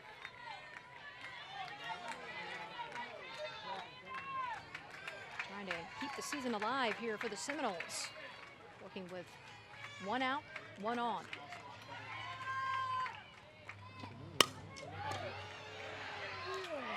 Another great defensive play for South Alabama and Blair Johnson. 3 huge plays for Johnson out there in left field. Talk about a stellar outfield right now. Blair Johnson is giving everything she has every play. You look at her right here, coming in, diving, not letting that ball drop.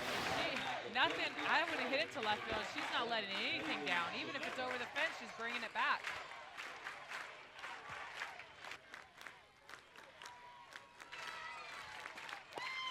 So now Bailey Chanella, a sophomore.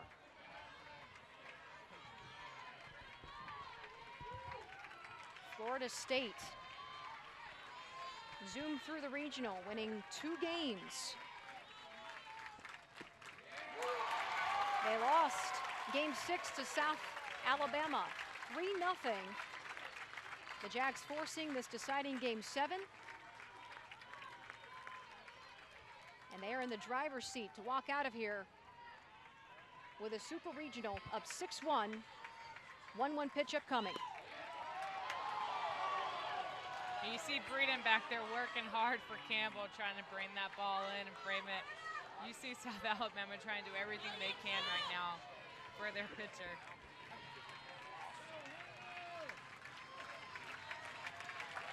Two and one the count.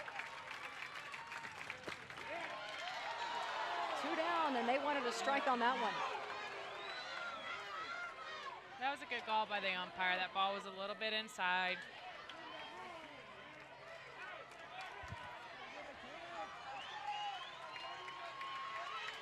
Campbell behind in the count here, 3-1 pitch. Chanella fouls it back.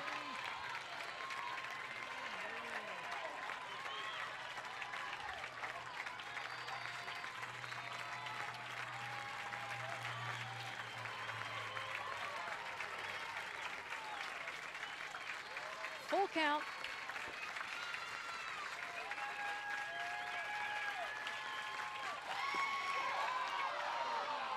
Campbell loses Chanella, 2 on board for Florida State.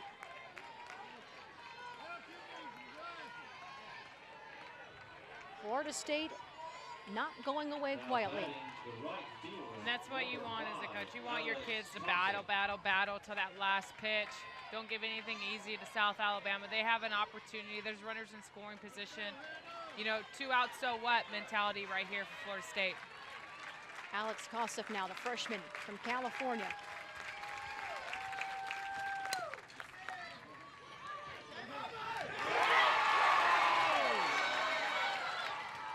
That'll bring in 2, 1 run for Florida State. On the air, and a little confusion now here on the field. Well, and as you can see, Haley Fagan gets that little ground ball, you know, and that's what I said, you never know when no one's ever out of this. That's a little soft hit by Kossoff, has great speed, and you know, there's a tie-up at first base. So you see right here, Haley Fagan comes in, tries to make the throw, throws it in. Megan Collins did not strike to the ball, and it just hits Kossoff. A break finally for Florida State. One thing went their way. Megan Collins had been stunning all day and just could not come through on that catch. That was a tight one there, riding the foul line.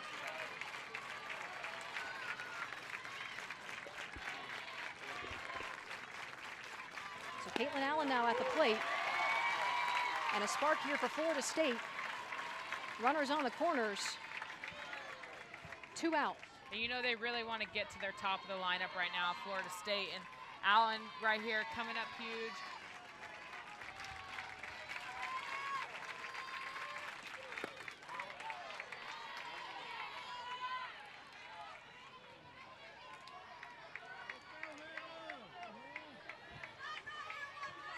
Sun Belt tournament champs.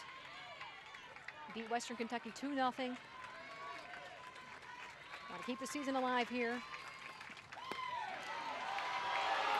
The door's been left open. South Alabama working to keep it closed here. Let's take a look at this last pitch. We see right here, Hannah Campbell comes in with that drop curve.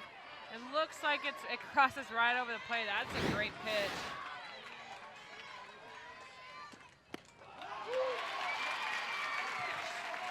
So 2-2, the count now. And Hannah Campbell needs to just get one more in there to close this one out. 2-2 pitch upcoming, 2 down, 2 on.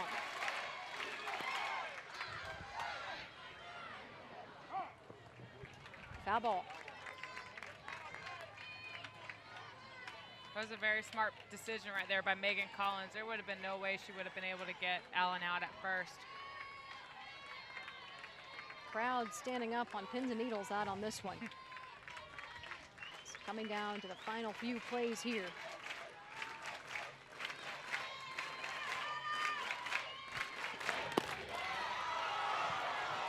And they wanted to strike on that one. Ball 3. You love how the fans get in it and they think they're the umpire. And the umpire behind the plate is doing an outstanding job.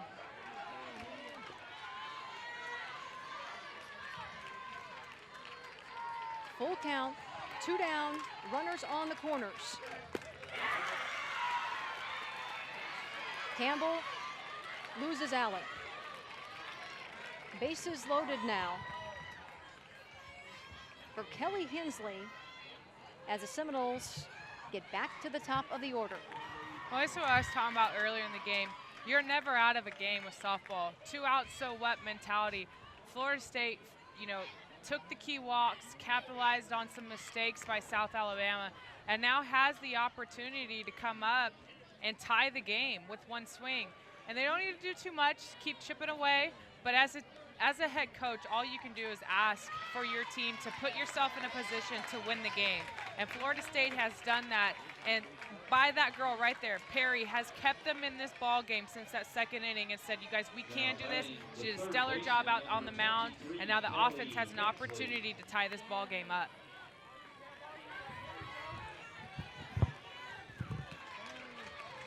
So an error gave Florida State the run here in this inning. Working with bases loaded, Hensley. Campbell still working 2 outs here. And Campbell's, a little tentative right now, trying to be a little bit too picky. She needs to take a deep breath, relax a bit, and just spin the ball like she's been doing all game. Hensley fouls that one back. And this is, here Lonnie Alameda, this is who you want at the plate. Hensley normally in the cleanup spot for this team. And Hensley is that player. She has tremendous amount of power. She's one of the smarter hitters on the team, makes very good adjustments. So, moving her to the one spot worked out for them right now. Hensley off the scoreboard. The grand slam for Kelly Hensley. And just like that, Florida State, as she comes home, right back in this ball game. My goodness. I told you, you're never out of a game in softball. It's why I love this sport so much. One swing can change the ball game. Doesn't matter what the lead is. And you see Florida State prove that and show you right here. Kelly Hensley just turns on this ball, sends it to the scoreboard. I mean, sets a statement right there. Brings her team in, says we're not done yet, and you can see how excited her whole team is right now. Her first career grand slam, and just check the smile out by Lonnie Alameda. My goodness, Morgan Bullock, she can't believe it. We can't believe it. My goodness, this is what the postseason is all about right here. You wouldn't want it any other way. This is one of the best games that you'll get right now in the regional. Courtney Cenas has been feeling it at the plate in this game. And there's some focus in the eyes of the junior from Hawaii at the plate right now.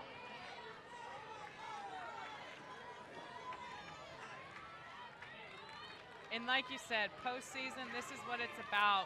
You have the best teams in the country, the best athletes that come up in huge situations, just like Hensley did. Cena's going for the fences on that one.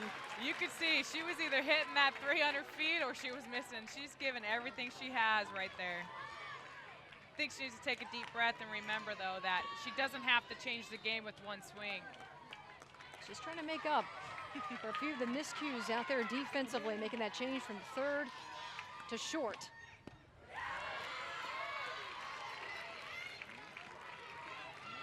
So if you're Hannah Campbell, what's going through your mind right now? Well, first of all, you know, she has to realize what's done is done. I know she's probably hard on herself, but she has to realize she has to make the key pitches for her team and get them out of this inning. They're not done. They're not losing. They're not out of this game. And you can't dwell on the past when you're in the postseason. The postseason, you have to live in that moment.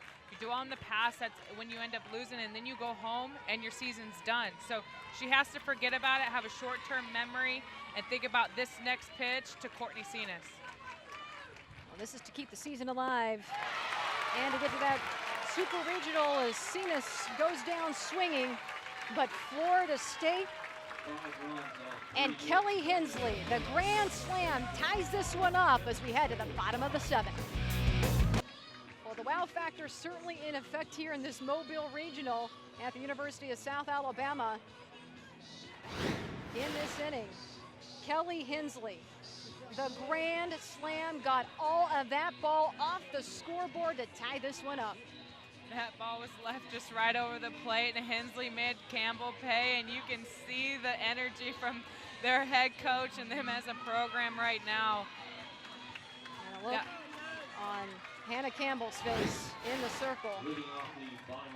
So close South Alabama was to walking out of here to advance to their first Super Regional in program history, up 6-1 until that grand slam by Kelly Hensley.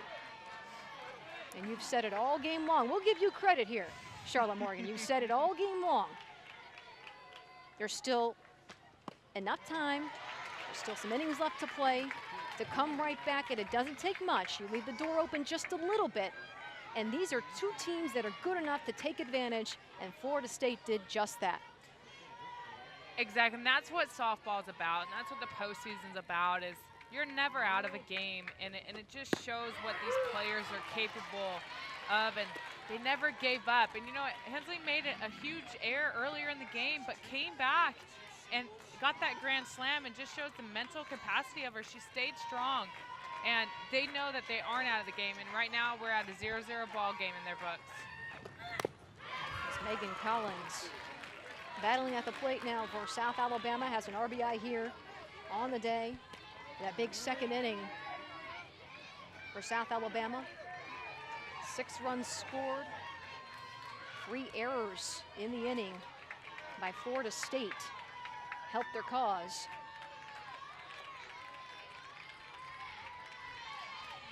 One and 2 the count.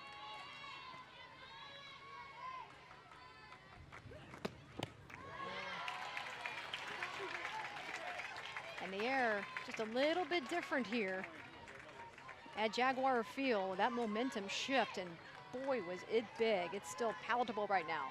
My goodness. 2-2 pitch upcoming from Monica Perry. Ground ball, Victoria East with the play, 1 down.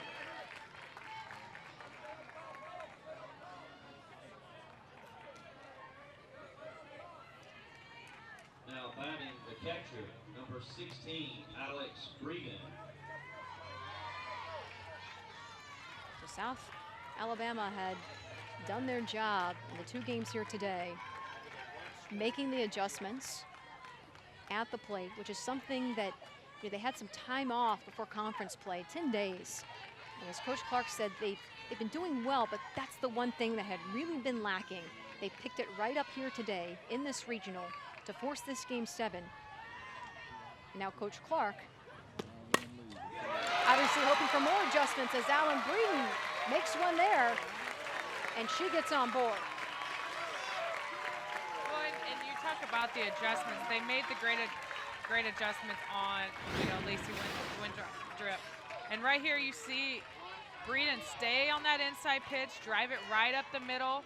Did a great piece of hitting right there to get South Alabama's offense started in the bottom of the 7th. So that was going to lead me to a question, which was, after seeing a grand slam like that, and you're so close, you can almost taste it to getting out of the game, walking away with a win. You would think that the concern for Coach Clark would be to keep doing what they're doing. It's worked so far. And obviously, no problems there with the single by Alex Breeden.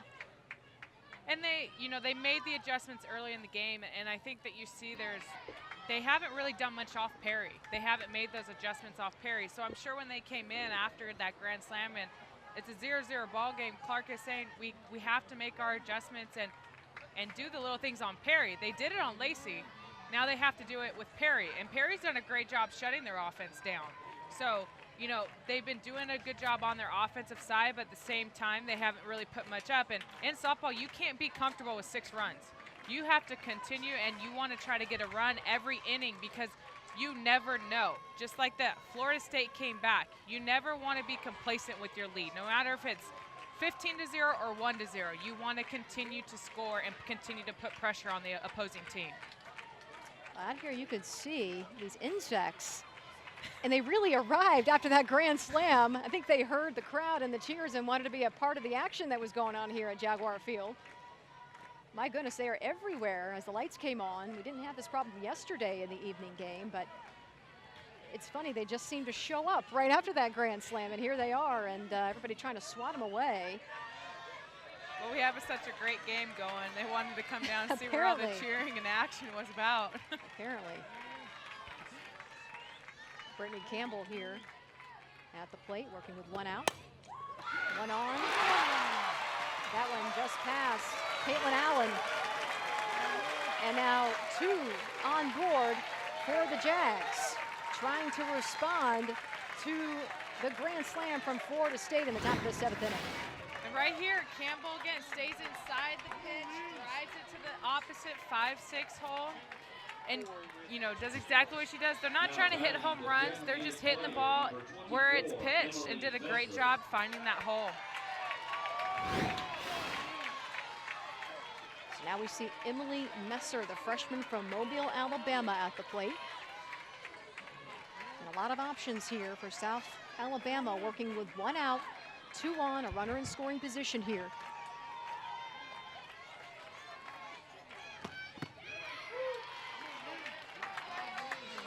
And look for her to try to, maybe play a little short game, try to put, FSU a little bit on their heels, which we can see a couple of defensive changes. I was Courtney about to mention that, yes. Is back at third base, Henley at second base, and Allen is at short. Lonnie Alameda moving everybody around again. Messer, and the play made by Kirsten Austin. Out in left field. It's Cenas back here at third base. And Allen at short. 2 down.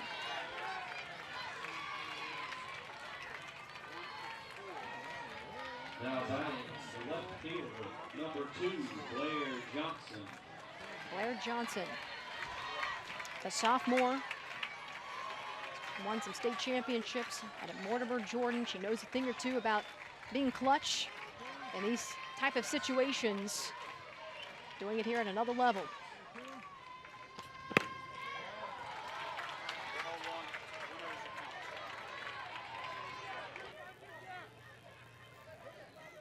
And Blair has been really clutch for South Alabama this whole regional.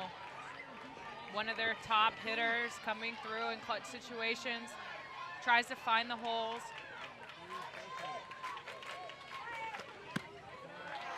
South Alabama has left 9 stranded in this game. Monica Perry behind in the count here.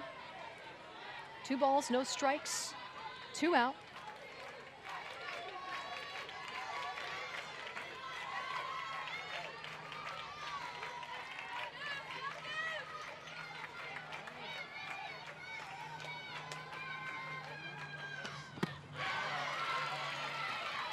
strike one. The one thing I love right now is seeing Perry, her demeanor. She's talking to her defense. She's staying, even keeled and going out there and being that senior leader for the FSU defense right now. 2-1 the count.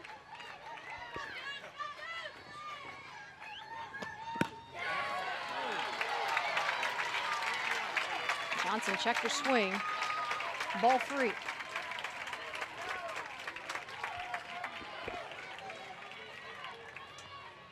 And Blair Johnson has come up with some fantastic defensive plays here today.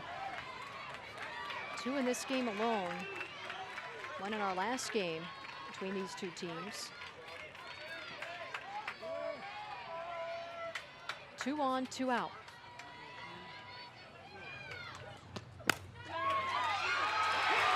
And a miscue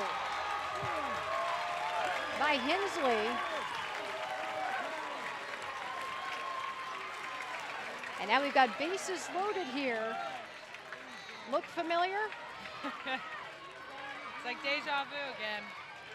Another error for Florida State.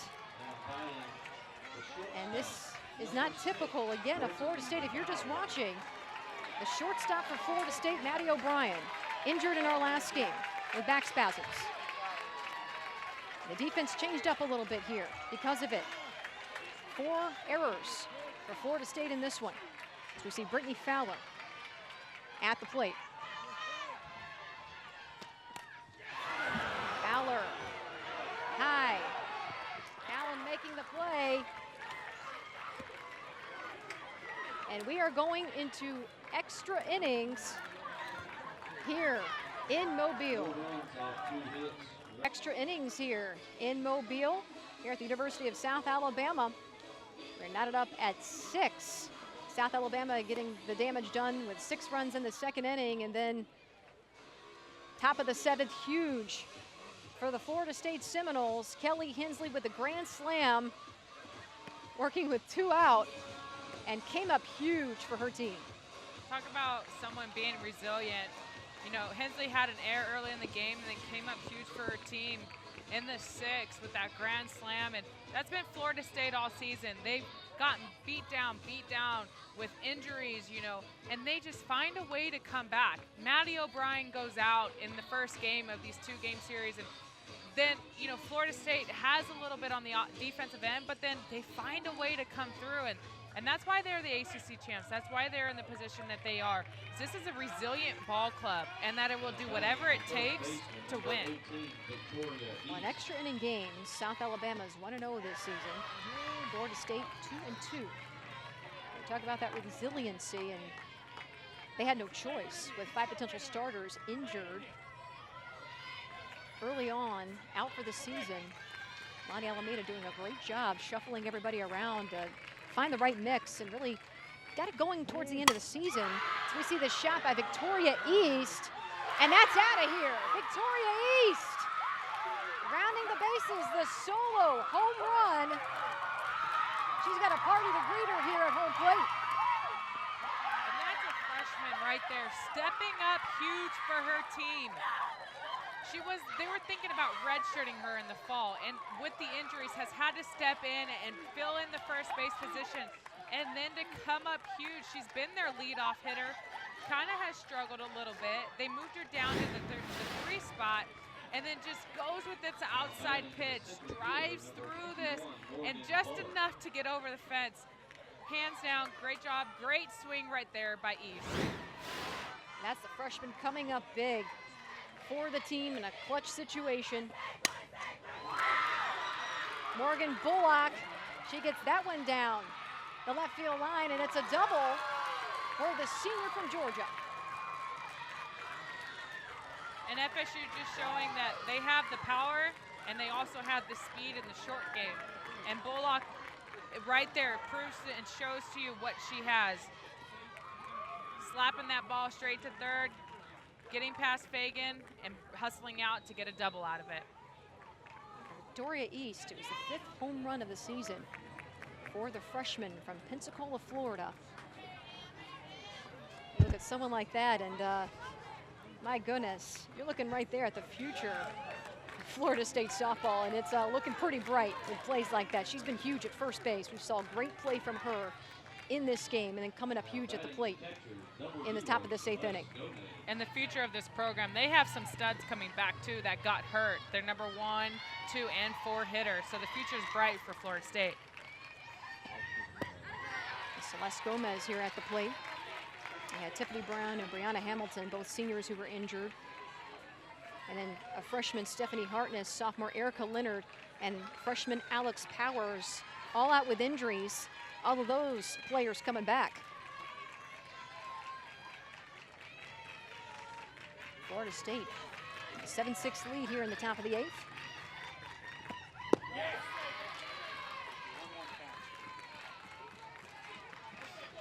And I'm a little surprised that they've left Hannah Campbell in this whole game. You know, once Florida State has found their timing on Hannah, you know, I know Farish has thrown a lot, but I'm not surprised that they didn't bring her in, and just to change the speeds up, change the hitters, make them see something different. You know, Ferris Beard and Hannah Campbell are 2 totally different pitchers and a different look. So not quite sure what Becky Clark's thought process is right now, but, you know, a little surprised they didn't switch the pitching up. Ferris Beard is called effectively wild at times, but has been certainly effective. Throws in the mid-60s. As you said, 2 different pitchers giving different looks. As we had a duck for cover here on the first base side, and that foul ball.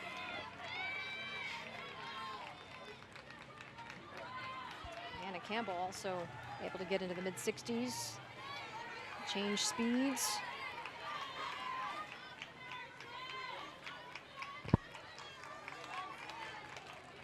This is the first time this season that Campbell has given up multiple home runs.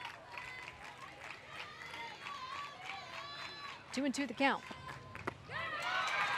They get Gomez swinging. Retire her to the dugout. And up comes Kirsten Austin. Now batting the left fielder, number 33, Kirsten Austin. And what you see right now, Hannah Campbell mixing in her off speed a little bit more than what she has is huge. Florida State has kind of picked up her timing on her hard stuff, but to switch it up. The ball dropped by Haley Fagan.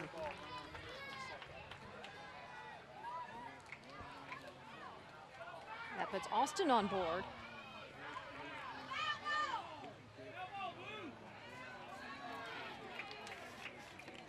You see Emerus Addison talking with the third base umpire.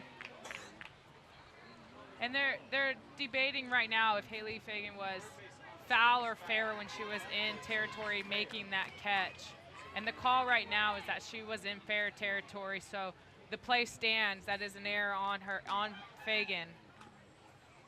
And right now Becky Clark is arguing that her momentum and her glove was in the foul territory, which means it should be a foul ball.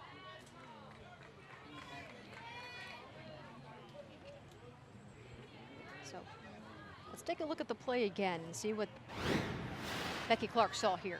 So we see right here Haley Fagan going back, going for that ball, and right there, it's a tough angle, but from our standpoint, it kind of looked like she was fair. Now, we didn't have the best angle on that, but if her feet are fair, she's in fair territory right there. When she comes down, she is fair. So that is the right call. The umpire did make the right call on that play. So Austin aboard on at first base. Bullock at second base. Bailey Chanella working with 1 out.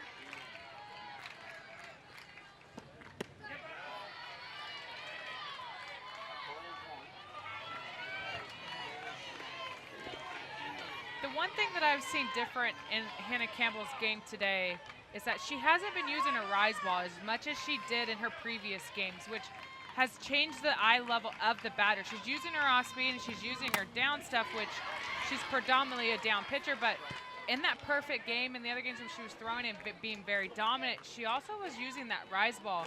and getting those batters to swing and miss. So you can see her mix a little bit more up and down to help change the eye level of the hitters.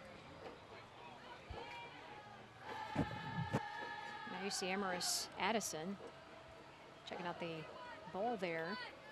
Coming back to home plate.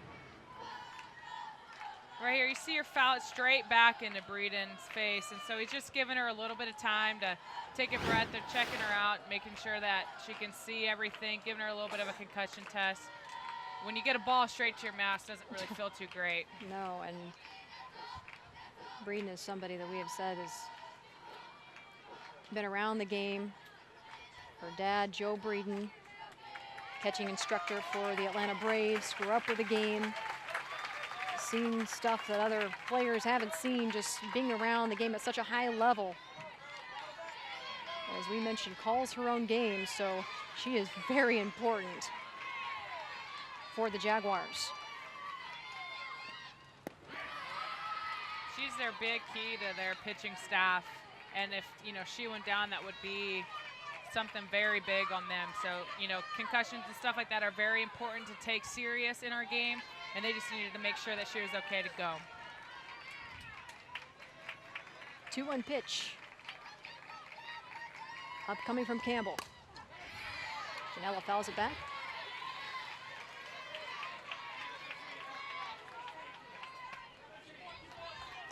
We saw Florida State struggling a little bit earlier in this game at the plate, and Grand Slam will certainly change things up a little bit, give you a little confidence. And they are making their adjustments now. Well, the more and more you see a pitcher, the more you feel comfortable and make those adjustments. Ground ball, play made. 2 down.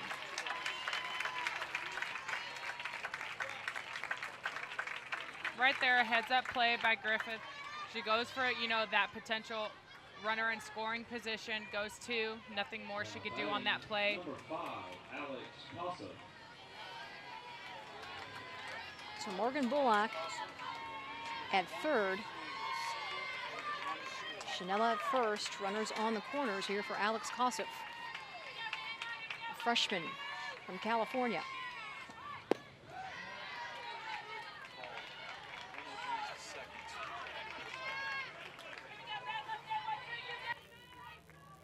And Kossoff is a short game type of ball player, so you're going to see her try to, do a soft slap, try to get, put a little pressure on the defense.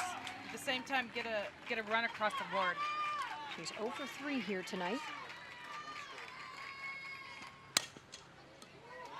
That one right into the glove of Fowler. So Florida State able to get 1 run on the board. The go-ahead run up 7-6. South Alabama will try to win this one when we come back.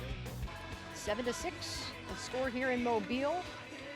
Florida State on top 7-6 with the lead here. And winner, of course, will move on to that Super Regional to take on Texas. And everybody else wrapped up here on Sunday. Yes, and looking at everyone that has gone through, ULL and UAB are the 2 non-seeded teams that have advanced to the Super Regionals. Everyone else was seeded in the tournament. And across the bracket, you look at those 2 teams and what they've been able to do to get to Supers, is pretty awesome, and hands down to those 2 programs. See Courtney Cenas moving back to third base here. So he went up the 7th inning. Made that change. Was put in at shortstop for an injured Maddie O'Brien. So we see Caitlin Griffith at the plate. Griffith, a player who can really change a game with 1 at bat herself. Well, and she's been solid all weekend and has had that power and had that, gets that key base hit. But right now she needs to, right there she was going for the fence on that swing, and you could tell. And she needs to remember she doesn't have to do it with 1 at bat, 1 pitch. Just get on base for her team and give them a chance to win.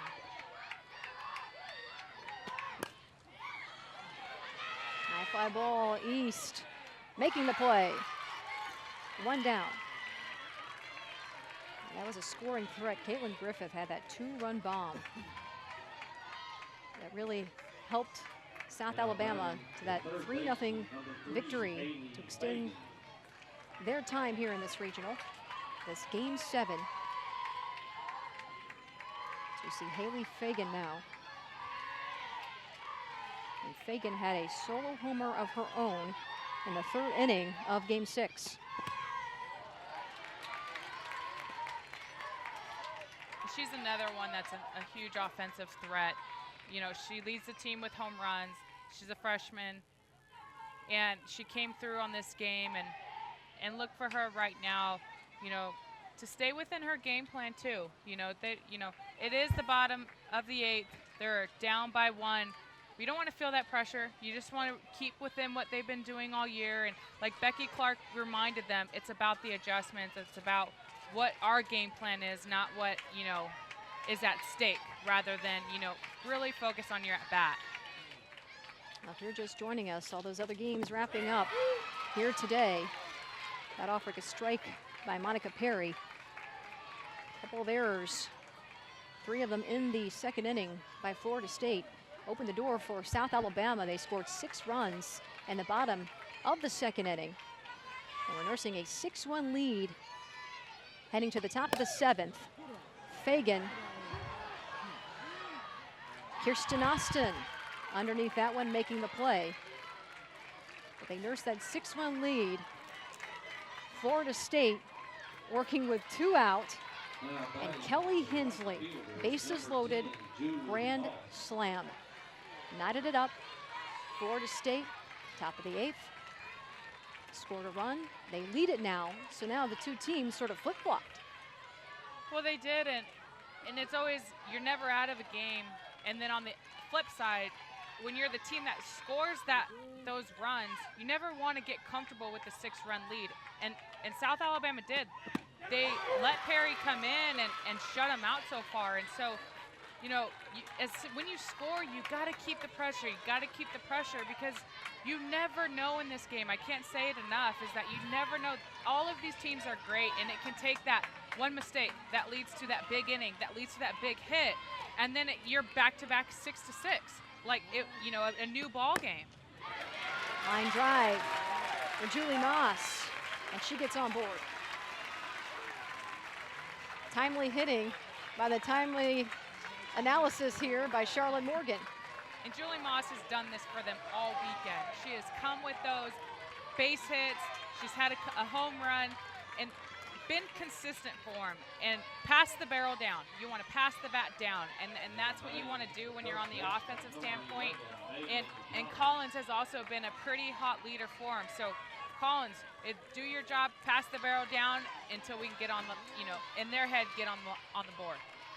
And in this game, we saw them doing exactly what you said with that small ball. They had the power hitting in game 6. Becky Clark and her players doing a masterful job getting into this one. Those 6 runs all coming from small ball. And they capitalized on, you know, air, and then they got that, you know, little base hit that, you know, helped them put those runs on the board. And they didn't use the power like they had the 2 home runs in the game before. And right now they need to look at the same thing. Get little base hits, string a couple base hits, then you can get the run. Don't try to just do it with one swing. Collins fouls that one back. 0-2 the count, 2 down. A runner on. And as a hitter, usually when you try to hit a home run is when you pop up or you strike out. When you try to just get a base hit, make contact, you try to get a line drive, then the home runs will follow behind. So Monica Perry in the circle, the redshirt senior. An opportunity here to close it out. And right there you see Perry on the 0-2 count going with that screwball. Made a great pitch, couple balls off the plate. Perry is doing an outstanding job right now in the circle for Florida State. Monica Perry came in relief of Lacey Waldrop, who started this one. Waldrop, the sophomore, who'd been pitching a couple of gems here in this regional. Got her swinging, and Florida State walks away with a 7-6 win. They punched their ticket to a super regional for the first time since 2006. And right there, give credit to Monica Perry, just battling it, staying strong in the circle, and then Hensley coming up with that huge grand slam. Florida State never giving up. South Alabama, a crushing blow to what has been a special season for this squad. Winners of the Sun Belt Conference Championship 2 straight years, got to back-to-back regionals, hosted here this year with that RPI of 13. Your thoughts on their season? South Alabama needs to keep their heads up. They did something remarkable. Hannah Campbell with the lowest ERA in the country coming in this weekend. They are a true all-around team. They have the offense, defense. They're a great team to be around. Their coaching staff is, doing a great job. So they don't have any reason to hang their heads down. They have done something that their program never has. They got to host, and it's only going to set up more great things to happen for this program in the future. Florida State was down to its last strike when they scored the 4 runs to tie it in the top of the 7th. The team continued to battle. They did not give up. And coming up huge, Kelly Hensley. There she is with that grand slam to keep the season alive for the Florida State Seminoles, who are moving on to a super regional where they will face the Texas Longhorns. For Charlotte Morgan and the rest of our crew, I'm Melissa Lee saying good night from Mobile, Alabama. 7-6, Florida State keeps their season alive.